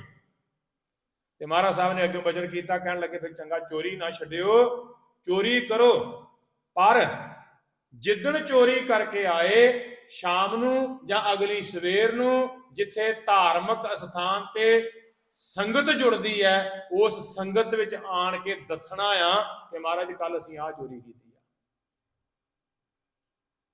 ਹੁਣ ਉਸ ਵੇਲੇ ਉਹਨਾਂ ਨੂੰ ਸ਼ਾਇਦ ਇਹ ਫੀਲ ਨਹੀਂ ਹੋਇਆ, ਉਸ ਵੇਲੇ ਮਹਾਰਾਜ ਸਾਹਿਬ ਨੇ ਬਚਨ ਕਰਕੇ ਕਹਿੰਦੇ ਮਹਾਰਾਜ ਠੀਕ ਆ, ਇੰਨਾ ਕੁ ਕਰ ਸਕਦੇ, ਚੋਰੀ ਛੱਡ ਨਹੀਂ ਸਕਦੇ, ਪਰ ਕੀਤੀ ਹੋਈ ਚੋਰੀ ਦੇ ਗੁਨਾਹ ਨੂੰ ਮਹਾਰਾਜ ਤੁਹਾਡੀ ਸੰਗਤ ਚ ਆਣ ਕੇ ਦੱਸ ਦਿਆ ਕਰਾਂਗੇ ਕਿ ਆਹ ਚੋਰੀ ਕਰਕੇ ਆਏ। सच्ची गुरु की साध संगत जी इतिहास पढ़ के वेखो, वो कहते सिख गए जाके अपने सुभाव मुजब चोरी की, चोरी करके जो समान लुट लटा के लिया तो मुड़ के चेता आया महाराज का बचन है संगत जाके दसना पैना। एक दिन दसिया मन शर्मिंदा होने लग पाया भी है ये किदां दसांगे। फिर दूजे दिन चोरी की, फिर जाके दसिया, तीजे दिन चोरी की, 4 दिन नहीं लंघे अपने आप की शर्मिंदगी, अपने आप की वो औगुणा वाली शर्मिंदगी जी सी इन्नी नीवी बना के, इन्नी अपने मन को नीवा कर लिया कि नहीं हुण ये गुनाह नहीं करना, हुण छड्डना है। सच्ची जाणियो असीं गुरु दरबार विच आण के ये वाकया जुरत रखते हैं, हाले कि गुरु मत अनुसार सानू बड़ी ये छोड़ दी हुई है। इस्लाम मत की तवारीख पढ़ के वेखो, इस्लाम मत की शरह पढ़ के वेखो, इस्लाम धर्म दे विचों उन्हां दे धर्म के असूलों को छड्ड के एक बार कोई डिग जाए, एक बार उन्हां दे असूलों को छड्ड दे, मुड़ के कोई राह ही नहीं हैगा वापस इस्लाम विच आउण दा, खत्म हो जाता उन्हां दा राह। पर गुरु सच्चे पातशाह ने कृपा की है, जो खंडे बाटे दे अमृत दी पौल ये 5 प्यारिਆਂ ने अथॉरिटी दी है, 5 प्यारिਆਂ कोले पावर है। ते सतगुरु सच्चे पातशाह जी ने यह वचन किया कि गुरु के सिखा 5 प्यारिਆਂ के रूप में जो गुरु ग्रंथ साहब की ताबिया अमृत बाटा तैयार करने वाले सिंह खड़े ने, तू उन्होंने परसनल जानता होएगा पर उन्हों की परसनैलिटी परसनल ना वेखी। उस वेले वो 5 प्यारे गुरु का रूप ने, उन्होंने गुरु का रूप समझ करके अपने गुनाहों की सारी लिस्ट उन्होंने दस दी। वो जो तनख्वाह लाउणगे गुरु ने उन्होंने हाथ बख्शिश का वो सिग्नेचर दिता है कि जो उन्होंने तनख्वाह ला के तेरी अरदास करती तेरे गुनाह बख्शे जाने, तेरे गुनाह बख्शे जाने। ऐसे रूप दे सतगुरु सच्चे पातशाह जी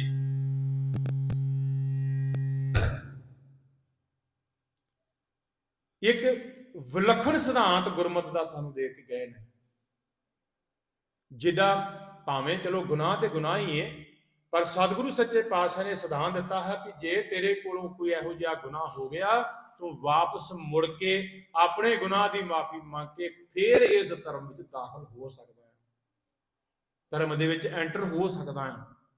पर दूसरे पासे जेड़े 5 प्यारिਆਂ के रूप में खड़े ने, जेड़ा कोई गुरसिख उन्होंने आण के अपने जीवन की ऊणताई, जीवन की घटाई दसदा है, ते उन्हां दा भी सिर लथ जाना चाहिए। परसनल रूप दे विच अपने मन दे विच भी किसी दूसरे प्रति मुड़ के गलानी नहीं होनी चाहिए उत्ते, क्योंकि उन्हें वो औगुण तैनू नहीं दसिया, उन्हें वो औगुण 5 प्यारिਆਂ नूं दसिया, तू नहीं गा उत्थे। ये कुछ असूल ने, कुछ नियम ने। ते सतगुरु सच्चे पातशाह जी महाराज के चरणों में ये अरदास बेनती करदियां होया कि सच्चे पातशाह जी असीं अपने आले दुआले वेने आ, अपने परसनल तौर पर अपनी फैमिली तौर पर भी वेखदे आ, बड़े गुजरे साल दे विच तरक्कियां भी कीतियां होणगियां जां गुजरे हुए लंघे हुए साल दे विच घाटे भी खाते होणगे। इहदे तो बाद जे अपने आले दुआले दे धार्मिक सिलेबस के मसले नूं वेखण दा यतन करांगे ते आपां सारिआं ने वेखिया है कि गुजरे साल दे विच असीं कौमी तौर दे उत्ते बहुत घाटे खाधे ने। गुरु की प्यारी साध संगत जी सारिआं ने जुड़ करके अज इस नवे साल की आमद विच उस पंथ खालसे की चढ़दी कला वास्ते अरदास करनी आ। पंथ खालसे की ही अरदास नहीं, क्योंकि साडी अरदास के अखर उन्नी देर तक समाप्त ही नहीं हुंदे जिन्नी देर तक ये नहीं बोलिया जाता कि नानक नाम चढ़दी कला तेरे पाने सरबत दा भला। सरबत दे भले विच साडी भावें परसनल ते भावें कौमी रूप दे विच सानू कोई घाटा देण वाला कोई ऐसी शख्सियत है जो अरदास सरबत दे भले दी करनी है तो ओदा भी भला होना है। महाराज साहब ने बड़े विलखणपुर ने पा के सानू समझाया। आनंदपुर साहब के घेरिया की गल हुणे आपां सुन के आए आ, पिछले बीते दिनों सारा इतिहास लंघिया। आनंदपुर साहब के किले नूं महीनियां बधी घेरा पा के बाहरों राशन पानी बंद कर दिते गए, पर जिस वेले गुरु के खालसाई फौजां दा लंगर तैयार होके भावें छोलियां दी मुठ मुठ मिलती सी। अज भी दलां पंथां संप्रदावां विच ये असूल चलते ने कि जिस वेले सवेर दी दोपहर वेले लंगर तैयार हुंदा है घंटी बजदी है, वो एक मानो ऐलान कर रही है कि खालसा साध संगत जी भोजन तैयार हो गया है, जिन्हों भी इस घंटी की आवाज सुनती वो आन के प्रसादा छक सकता है। ਤੇ ਆਨੰਦਪੁਰ ਸਾਹਿਬ ਦੇ ਉਹਨਾਂ ਘੇਰਿਆਂ ਵਿੱਚ ਜਿਹੜਾ ਦੁਸ਼ਮਣ ਫੌਜੀ ਬਣ ਕੇ ਆਇਆ ਸੀ ਉਹ ਵੀ ਗੁਰੂ ਕੇ ਲੰਗਰਾਂ ਦੀਆਂ ਪੰਕਤਾਂ 'ਚ ਬਹਿ ਕੇ ਭੋਜਨ ਖਾਂਦੇ ਰਹੇ ਨੇ। ਗੁਰੂ ਸੱਚੇ ਪਾਤਸ਼ਾਹ ਜੀ ਨੇ ਦੁਸ਼ਮਣ ਨਾਲ ਦੁਸ਼ਮਣੀ ਨਹੀਂ, ਹਾਂ ਉਹਦੇ ਔਗੁਣ ਨਾਲ ਦੁਸ਼ਮਣੀ ਜ਼ਰੂਰ ਕੀਤੀ ਹੈ, ਕਿਉਂਕਿ ਉਹ ਗੁਨਾਹ ਕਰ ਰਿਹਾ ਸੀ, ਹੰਕਾਰ ਕਰ ਰਿਹਾ ਸੀ, ਉਹਦਾ ਹੰਕਾਰ ਭੰਨਿਆ। ਜੇ ਪਰਸਨਲ ਕਿਸੇ ਨਾਲ ਦੁਸ਼ਮਣੀ ਕਰਨੀ ਹੁੰਦੀ ਤੇ ਫਿਰ ਆਪਣੇ ਘਰੋਂ ਪਲਿਆ ਪੈਦੇ ਖਾਂ ਛੇਵੇਂ ਪਾਤਸ਼ਾਹ ਗੁਰੂ ਹਰਗੋਬਿੰਦ ਸਾਹਿਬ ਜੀ ਦੇ ਕਰਤਾਰਪੁਰ ਵਾਲੇ ਜੰਗ ਦੇ ਸਾਹਮਣੇ ਆਉਂਦਾ, ਵਾਰ ਕਰਦਾ ਗੁਰੂ ਹਰਗੋਬਿੰਦ ਸਾਹਿਬ ਜੀ ਤੇ। ਜੇ ਰਿਸ਼ਤੇ ਦੇ ਹਿਸਾਬ ਕਿਤਾਬ ਨਾਲ ਵੇਖੀਏ, ਇੱਕ ਰੁਲਦਾ ਹੋਇਆ ਪਠਾਣਾ ਦਾ ਮੁੰਡਾ ਰੂੜੀਆਂ ਤੋਂ ਚੁੱਕ ਕੇ ਮਹਾਰਾਜ ਨੇ ਪਾਲਿਆ ਸੀ, ਹੱਥੀਂ ਘਿਓ ਦੀਆਂ ਚੂਰੀਆਂ ਕੁੱਟ-ਕੁੱਟ ਕੇ ਖਵਾ ਕੇ ਉਹਨੂੰ ਕਸਰਤਾਂ ਕਰਾਈਆਂ, ਉਹਨੂੰ ਸ਼ਸਤਰ ਵਿਦਿਆ ਸਿਖਾਈ, ਉਹਨੂੰ ਘੋੜ ਵਿਦਿਆ ਸਿਖਾਈ, ਉਹਨੂੰ ਸਾਰੇ ਗੁਣ ਸਿਖਾਏ। ਜਦੋਂ ਵਿਦਿਆ 'ਚ ਸੰਪੰਨ ਹੋ ਗਿਆ, ਨਿੱਕੀ ਜੀ ਗੱਲ ਤੋਂ ਹੰਕਾਰੀ ਹੋ ਕੇ ਗੁਰੂ ਨੂੰ ਛੱਡ ਗਿਆ। ਤੇ ਛੱਡ ਕੇ ਹੀ ਨਹੀਂ ਗਿਆ, 1 ਲੱਖ ਫੌਜ ਦਾ ਸੈਨਾਪਤੀ ਬਣ ਕੇ ਆਇਆ ਗੁਰੂ ਨੂੰ ਮਾਰਨ ਵਾਸਤੇ। ਗੁਰੂ ਨੂੰ ਜਾਂ ਮਾਰਨਾ ਜਾਂ ਕੈਦ ਕਰ ਲੈਣਾ। ਹੁਣ ਅਸੀਂ ਤੁਸੀਂ ਵੇਖੀਏ, ਹਾਂ ਸਾਡੇ ਨਾਲ ਕਿਤੇ ਇਸ ਤਰ੍ਹਾਂ ਹੋਇਆ ਹੋਵੇ ਤਾਂ ਕਿੰਨਾ ਕੁ ਜਹਾਂਗੇ, ਪਰ ਧੰਨ ਹੈ ਗੁਰੂ। ਕਿਸੇ ਉਰਦੂ ਦੇ ਸ਼ਾਇਰ ਨੇ ਇੱਥੇ ਗੱਲ ਕੀਤੀ, ਕਹਿਣ ਲੱਗੇ ਮੈਂ ਸੁਣਿਆ ਸੀ ਸਿੱਖਾਂ ਦੇ 6ਵੇਂ ਗੁਰੂ ਦੇ ਅੰਦਰੋਂ 5 ਵਿਕਾਰ ਮਰ ਗਏ ਨੇ, ਤੇ ਕਹਿੰਦੇ ਜਿਸ ਵੇਲੇ ਪੈਂਦੇ ਖਾਂ ਉਹਨਾਂ ਦਾ ਘਰੋਂ ਪਾਲਿਆ ਪਾਲਤੂ ਪੁੱਤਰ ਕਹਿ ਲਈਏ, ਉਹ ਦੁਸ਼ਮਣ ਬਣ ਕੇ 1 ਲੱਖ ਸੈਨਾ ਦਾ ਸੈਨਾਪਤੀ ਬਣ ਕੇ ਦੁਸ਼ਮਣ ਬਣ ਕੇ ਜੰਗ ਕਰਨ ਆਇਆ। ਉਹ ਉਰਦੂ ਦਾ ਸ਼ਾਇਰ ਕਹਿੰਦਾ ਮੈਂ ਜੰਗ ਆਪਣੀਆਂ ਅੱਖਾਂ ਨਾਲ ਵੇਖਦਾ ਸੀ, ਤੇ ਮੈਂ ਉਸ ਦਿਨ ਕਹਿੰਦੇ ਪਰਖ ਕਰਨਾ ਚਾਹੁੰਦਾ ਸੀ ਸਿੱਖਾਂ ਦੇ ਗੁਰੂ ਦੀ, ਵੀ ਅੱਜ ਭਲਾ ਇਹਨੂੰ ਆਪਣੇ ਘਰੋਂ ਨਿਮਕ ਹਰਾਮੀ ਹੋਏ ਨੂੰ ਜਦੋਂ ਮਾਰਨਗੇ, ਭਲਾ ਮਹਾਰਾਜ ਸਾਹਿਬ ਦੇ ਮੱਥੇ ਤੇ ਤੀੜੀ ਨਹੀਂ ਪਏਗੀ। ਕਹਿਣ ਤੋਂ ਭਾਵ ਕਿ ਕ੍ਰੋਧ ਨਹੀਂ ਆਏਗਾ ਇਹਨਾਂ ਨੂੰ। ਤੇ ਉਹ ਕਹਿੰਦੇ ਉਰਦੂ ਦੇ ਸ਼ਾਇਰ ਨੇ ਮੁੜ ਕੇ ਆਪਣੀਆਂ ਕਵਿਤਾਵਾਂ ਦੀਆਂ ਰਚਨਾਵਾਂ ਵਿੱਚ ਲਿਖਿਆ, ਲੰਬੀ ਦਾਸਤਾਂ ਹੈ। ਉਹ ਕਹਿਣ ਲੱਗੇ ਉਸ ਪੈਦੇ ਖਾਂ ਨੇ ਗੁਰੂ ਸਾਹਿਬਾਂ ਦੇ ਉੱਤੇ 1 ਵਾਰ ਕੀਤਾ, 2 ਵਾਰ ਕੀਤੇ, 3 ਵਾਰ ਕੀਤੇ, 3 ਵਾਰ ਕਰਕੇ ਭੱਜਣ ਲੱਗਦਾ ਹੈ। ਤੇ ਉਸ ਵੇਲੇ ਕਹਿੰਦਾ ਮੈਂ ਹੈਰਾਨ ਹੋ ਗਿਆ ਵੀ 3 ਵਾਰ ਆਪਣੇ ਪਾਲੇ ਹੋਏ ਪੈਂਦੇ ਖਾਂ ਤੋਂ ਝੱਲ ਕੇ ਵੀ ਮੁੜ ਕੇ ਗੁਰੂ ਹਰਗੋਬਿੰਦ ਸਾਹਿਬ ਜੀ ਉਹਨੂੰ ਕ੍ਰੋਧ ਵਿੱਚ ਨਹੀਂ, ਸਗੋਂ ਆਪਣੇ ਆ ਬੁੱਲਾਂ ਤੇ ਮੁਸਕਰਾਉਣਾ ਹਾਸਾ ਲਿਆ ਕੇ ਕਹਿੰਦੇ ਪੈਂਦੇ ਖਾਂ ਚੱਲੇ ਹਾਂ ਕਿੱਧਰ ਹੈ, 3 ਦਿੱਤੇ ਹੀ 1 ਤੇ ਲੈ ਜਾ, ਤੇ ਨਾਲੇ ਮੈਂ ਤੈਨੂੰ ਦੱਸਾਂ ਤਲਵਾਰ ਵਿਦਿਆ ਤੈਨੂੰ ਸਿਖਾਈ ਬਹੁਤ ਸੀ, ਪਰ ਅੱਜ ਤੱਕ ਤੇਰੇ ਕੋਲ ਇਸ ਤਲਵਾਰ ਵਿਦਿਆ ਦੀ ਪੂਰਤੀ ਨਹੀਂ ਹੋਈ, ਤੂੰ 3 ਵਾਰ ਕੀਤੇ ਨੇ। ਮਹਾਰਾਜ ਕਹਿੰਦੇ ਮਹਾਰਾਜ ਸਾਹਿਬ ਨੇ 1 ਵਾਰ ਆਪਣੀ ਤਲਵਾਰ ਦਾ ਇਹਦੇ ਸੱਜੇ ਮੋਢਿਓਂ ਕਰਕੇ ਖੱਬੀ ਪੱਕੀ ਤਾਣੀ ਕੱਢ ਕੇ ਮਹਾਰਾਜ ਨਾਲ ਕਿਹਾ, ਕਹਿੰਦੇ ਪੈਂਦੇ ਖਾਂ ਤਲਵਾਰ ਐਂ ਚਲਾਈ ਦੀ ਆ, ਚੀਰ ਕੇ ਰੱਖ ਦਿੱਤਾ। ਤੜਫਣ ਲੱਗਾ, ਹਾਏ ਮਾਂ ਕਹਿਣ ਲੱਗਾ। ਉਸ ਵੇਲੇ ਕਹਿੰਦੇ ਗਰਮੀ ਦੇ ਧੁੱਪਾਂ ਦੀ, ਸੂਰਜ ਦੀ ਗਰਮੀ ਪੈ ਰਹੀ ਸੀ ਇਹਦੇ ਮੂੰਹ ਤੇ। ਮਹਾਰਾਜ ਸਾਹਿਬ ਨੇ ਆਪਣੀ ਢਾਲ ਦੀ ਛਾਂ ਕਰਕੇ ਤੇ ਪੈਂਦੇ ਖਾਂ ਨੂੰ ਕਿਹਾ, ਪੈਂਦੇ ਖਾਂ ਹਾਏ ਮਾਂ ਨਾ ਕਰ ਹੁਣ। ਮਹਾਰਾਜ ਕਿਉਂ? ਕਹਿਣ ਲੱਗੇ ਜਿੱਥੇ ਚੱਲਿਆ ਨਾ ਉੱਥੇ ਮਾਂ ਨੇ ਸਾਥ ਨਹੀਂ ਨਿਭਾਉਣਾ, ਉੱਥੇ ਖੁਦਾ ਨੇ ਬਾਂਹ ਫੜਨੀ ਆ, ਖੁਦਾ ਦੀਆਂ ਕਲਮਾਂ ਪੜ੍ਹ ਲੈ। ਸ਼ਾਇਦ ਮੈਂ ਜ਼ਿਆਦਾ ਨਾ ਕਹਿ ਜਾਵਾਂ। ਕਹਿਣ ਲੱਗੇ ਉਸ ਵੇਲੇ ਪੈਂਦੇ ਖਾਂ ਨੇ ਫਿਰ ਕਿਹਾ, ਮਹਾਰਾਜ ਸੱਚੇ ਪਾਤਸ਼ਾਹ ਕਿਉਂ ਕਲੋਲਾਂ ਕਰਦੇ ਹੋ, ਮੇਰੀਆਂ ਕਲਮਾਂ ਤੁਹਾਡੇ ਹੱਥ ਫੜੀ ਤਲਵਾਰ ਹੈ, 1 ਤਲਵਾਰ ਮਾਰ ਕੇ ਮੇਰੇ 1 ਮੋਢੇ ਤੋਂ ਦੂਜੀ ਵੱਖੀ ਥਾਣੀ ਚੀਰਾ ਪਾਇਆ ਜੇ, ਇਸ ਤਲਵਾਰ ਨਾਲ ਦੂਜੇ ਮੋਢੇ ਤੋਂ ਪਾ ਕੇ ਦੂਜੀ ਵੱਖੀ ਥਾਣੀ ਚੀਰਾ ਪਾ ਕੇ ਮੇਰੀ ਕਲਿਆਣ ਕਰ ਦਿਓ। ਤੇ 6ਵੇਂ ਪਾਤਸ਼ਾਹ ਗੁਰੂ ਹਰਗੋਬਿੰਦ ਸਾਹਿਬ ਜੀ ਨੇ ਉਸ ਤਰਫਦੇ ਹੋਏ ਪੈਂਦੇ ਖਾਂ ਨੂੰ ਉਹਦੇ ਇਸਲਾਮ ਦੀਆਂ ਕਲਮਾਂ, ਜਿਵੇਂ ਬੱਚੇ ਨੂੰ ਛੋਟੇ ਨੂੰ ਪਾਠ ਨਹੀਂ ਪੜ੍ਹਾਈਦਾ, ਸਕੂਲ ਦਾ ਪਹਾੜਾ ਨਹੀਂ ਪੜ੍ਹਾਈਦਾ, ਅੱਗੇ ਬੋਲ ਕੇ ਕਹਿੰਦੇ ਮਗਰ ਬੋਲ ਮੇਰੇ ਕਲਮ, ਇਸਲਾਮ ਦੀ ਤਵਾਰੀਖ ਆ ਕਲਮਾਂ, ਇਸਲਾਮ ਦਾ ਪਰਮੇਸ਼ਰ ਦਾ ਨਾਮ ਜਿਵੇਂ ਉਹ ਜਪਦੇ ਨੇ ਕਲਮਾਂ ਪੜ੍ਹਨੀਆਂ ਕਹਿੰਦੇ ਨੇ। ਔਰ ਗੁਰੂ ਹਰਗੋਬਿੰਦ ਸਾਹਿਬ ਜੀ ਨੇ ਉਸ ਪੈਂਦੇ ਖਾਂ ਨੂੰ ਆਪ ਬੋਲ ਕੇ ਮਗਰ ਉਹਦੀਆਂ ਕਲਮਾਂ ਪੜ੍ਹਾਈਆਂ, ਤੇ ਉਸ ਵੇਲੇ ਉਹਦੇ ਸਾਹ ਮੁੱਕੇ ਤੇ ਉਹਦੀ ਕਲਿਆਣ ਹੋਈ, ਉਹਦੀ ਮੁਕਤੀ ਹੋਈ। ਸਾਰੇ ਹੀ ਇਤਿਹਾਸ ਦੇ ਪੰਨੇ ਜਦੋਂ ਪੜ੍ਹਦੇ ਆ 6ਵੇਂ ਪਾਤਸ਼ਾਹ ਤੇ 10ਵੇਂ ਪਾਤਸ਼ਾਹ ਜੀ ਦੇ, ਇਹ ਵਿਲੱਖਣ ਹੈ ਕਿ ਆਖਰ ਵਿੱਚ ਜਿਹੜਾ ਦੁਸ਼ਮਣ ਬਣ ਕੇ ਵੀ ਗੁਰੂ ਸਾਹਿਬਾਂ ਦੇ ਸਾਹਮਣੇ ਲੜਦਾ ਹੋਇਆ, ਭਾਵੇਂ ਤਲਵਾਰ ਨਾਲ, ਭਾਵੇਂ ਤੀਰ ਨਾਲ, ਭਾਵੇਂ ਕਟਾਰ ਨਾਲ ਮਰਿਆ, ਜਿਹੜਾ ਗੁਰੂ ਸਾਹਿਬਾਂ ਦਾ ਆਖਰੀ ਦਰਸ਼ਨ ਕਰਕੇ ਆਖਰੀ ਸਾਹ ਲੈ ਕੇ ਮਰਿਆ, ਉਹਦੀ ਮੁਕਤੀ ਹੋਈ। ਕਿਉਂਕਿ ਮਹਾਰਾਜ ਸਾਹਿਬ ਨੇ ਉਹਨਾਂ ਨਾਲ ਦੁਸ਼ਮਣੀ ਨਹੀਂ ਕੀਤੀ, ਉਹਨਾਂ ਦੇ ਔਗੁਣਾਂ ਨਾਲ ਦੁਸ਼ਮਣੀ ਸੀ। ਜਿੱਦਣ ਉਹ ਔਗੁਣ ਮੁੱਕ ਗਏ, ਕਿਉਂਕਿ ਜਦੋਂ ਮਰ ਗਿਆ ਫਿਰ ਔਗੁਣ ਕਾਹਦੇ। ਗੁਰੂ ਸੱਚੇ ਪਾਤਸ਼ਾਹ ਨੇ ਸਾਨੂੰ ਐਸਾ ਸਿਧਾਂਤ ਬਖਸ਼ਿਆ, ਸਾਡੀ ਦੁਸ਼ਮਣੀ ਨਹੀਂ ਹੈ ਕਿਸੇ ਨਾਲ, ਪਰ ਹਾਂ ਜਿਹੜਾ ਕੋਈ ਸਾਡੇ ਧਰਮ ਤੇ, ਸਾਡੀ ਅਣਖ ਤੇ, ਸਾਡੀ ਗੈਰਤ ਤੇ, ਸਾਡੇ ਧਰਮ ਦੇ ਇਸ਼ਟ ਤੇ ਹਮਲਾ ਕਰਦਾ ਹੈ, ਉਹਨੂੰ ਅਸੀਂ ਸਿਪਾਹੀ ਬਣ ਕੇ ਵੀ ਟੱਕਰਨਾ। ਉਥੇ ਜੇ ਆਪਣੀ ਨੀਵੀਂ ਪਾ ਕੇ ਚੱਲ ਜਾਾਂਗੇ ਨਾ, ਤੇ ਫਿਰ ਸਾਡੇ ਦੇਸ਼ ਦੀ ਤਵਾਰੀਖ ਇਹ ਗੱਲ ਕਹਿੰਦੀ ਏ ਕਿ ਇਹਨਾਂ ਦੇ ਫੜੀਆਂ ਹੋਈਆਂ ਹੱਥੀ ਮਾਲਾ ਵੀ ਜਿਹੜੇ ਸਨ, 2 ਜਨਮਾਣੇ ਆਉਂਦੇ ਸੀ ਤੇ 50 ਦੇ ਹੱਥੋਂ ਮਾਲਾ ਖੋ ਕੇ ਲੰਘ ਜਾਂਦੇ ਸੀ। ਗੁਰੂ ਸਾਹਿਬਾਂ ਨੇ ਇਹ ਸਿਧਾਂਤ ਨਹੀਂ ਸਾਨੂੰ ਦਿੱਤਾ। ਗੁਰੂ ਸਾਹਿਬਾਂ ਨੇ ਇਸੇ ਕਰਕੇ ਤੈਨੂੰ ਸੰਤ ਬਣਾਇਆ ਸੀ। ਸੰਤ ਦਾ ਅਰਥ ਹੈ ਬੰਦਗੀ ਕਰਨੀ, ਨਾਮ ਰੰਗ ਵਿੱਚ ਰੰਗੇ ਜਾਣਾ। ਪਰ ਉਹਦੇ ਤੋਂ ਬਾਅਦ ਜੇ ਤੇਰੀ ਮਾਲਾ ਖੋਣ ਵਾਸਤੇ ਕੋਈ ਜੁਰਤ ਕਰੇ ਤੇ ਉੱਥੇ ਫਿਰ ਸਿਪਾਹੀ ਦਾ ਫਤਵਾ, ਸਿਪਾਹੀ ਦਾ ਖਿਤਾਬ ਵੀ ਤੈਨੂੰ ਦਿੱਤਾ। ਉਹਦੇ ਵਿੱਚ ਪਰਪਾ ਕਰਿਆ ਕਰਕੇ ਗੁਰੂ ਸਾਹਿਬਾਂ ਦੇ ਸਿਧਾਂਤ ਦੀ ਪਾਲਣਾ ਕਰਨੀ ਹੈ। ਖੈਰ, ਸਤਿਗੁਰੂ ਸੱਚੇ ਪਾਤਸ਼ਾਹ ਦੇ ਪਾਵਨ ਚਰਨਾਂ ਵਿੱਚ ਨਵੇਂ ਆ ਰਹੇ ਵਰੇ ਦੀ ਆਮਦ ਦੀਆਂ ਖੁਸ਼ੀਆਂ ਵਿੱਚ ਸਰਬੱਤ ਦੇ ਭਲੇ ਦੀ ਅਰਦਾਸ ਕਰਕੇ ਆਪਾਂ ਸਤਿਗੁਰੂ ਸੱਚੇ ਪਾਤਸ਼ਾਹ ਦੇ ਚਰਨਾਂ ਦਾ ਸ਼ੁਕਰਾਨਾ ਕਰਨਾ ਹੈ। ਪਿਛਲੇ ਸਾਲ ਵਿੱਚ ਜੋ ਬੀਤਿਆ ਹੋਇਆ, ਸਤਿਗੁਰੂ ਜੀ ਕਿਰਪਾ ਕਰਿਓ ਚੰਗੇ ਗੁਣ ਹੋਏ ਹੋਣ ਤੇ ਉਹਨਾਂ 'ਚ ਆਉਣ ਵਾਲੇ ਸਾਲ ਦੇ ਵਿੱਚ ਵਾਧਾ ਕਰਿਓ। ਜੇ ਮੈਂ ਜ਼ਿਆਦਾ ਔਗੁਣ ਕਮਾਏ ਨੇ, ਤਰਸ ਕਰਿਓ ਮੇਰੇ ਗਰੀਬ ਤੇ ਕਿ ਮੈਂ ਆਉਣ ਵਾਲੇ ਨਵੇਂ ਵਰੇ ਵਿੱਚ ਉਹਨਾਂ ਔਗੁਣਾਂ ਨੂੰ ਛੱਡ ਸਕਾਂ। ਇਹ ਅਰਦਾਸ ਕਰਕੇ ਗੁਰੂ ਚਰਨਾਂ ਵਿੱਚੋਂ ਅਸੀਸਾਂ ਪ੍ਰਾਪਤ ਕਰਨ ਦਾ ਯਤਨ ਕਰਨਾ। ਸ਼ਾਇਦ ਮੈਂ ਬਹੁਤਾ ਸਮਾਂ ਲੈ ਗਿਆ, ਬੱਚਿਆਂ ਕੋਲ ਮਾਫੀ ਮੰਗਦੇ ਹਾਂ। ਸੋ ਆਓ ਜੁੜਦੇ ਹਾਂ ਬਾਕੀ ਸਮਾਂ ਗੁਰਬਾਣੀ ਸ਼ਬਦ ਕੀਰਤਨ ਨਾਲ। ਸਤਿਗੁਰੂ ਸੱਚੇ ਪਾਤਸ਼ਾਹ ਦਾ ਜਸ ਪੜ੍ਹਦੇ ਹਾਂ, ਸੁਣਦੇ ਹਾਂ। ਆਪਾਂ 12 ਵਜਾਉਣੇ ਨੇ। ਠੀਕ 12 ਵਜੇ ਗੁਰੂ ਕੇ ਪਾਵਨ ਪੁੱਤਰ ਚਰਨਾਂ ਵਿੱਚ ਨਵੇਂ ਸਾਲ ਦੀ ਆਮਦ ਦੀਆਂ ਅਰਦਾਸਾਂ ਕਰਕੇ ਗੁਰੂ ਸੱਚੇ ਪਾਤਸ਼ਾਹ ਜੀ ਦੀਆਂ ਖੁਸ਼ੀਆਂ ਪ੍ਰਾਪਤ ਕਰਾਂਗੇ। ਭੁੱਲਾਂ ਗਲਤੀਆਂ ਦੀ ਖਿਮਾ, ਅੱਗੇ ਵਾਸਤੇ ਸਮੱਤ ਬਖਸ਼ਿਸ਼ ਕਰਨੀ ਜੀ। ਵਾਹਿਗੁਰੂ ਜੀ ਕਾ ਖਾਲਸਾ, ਵਾਹਿਗੁਰੂ।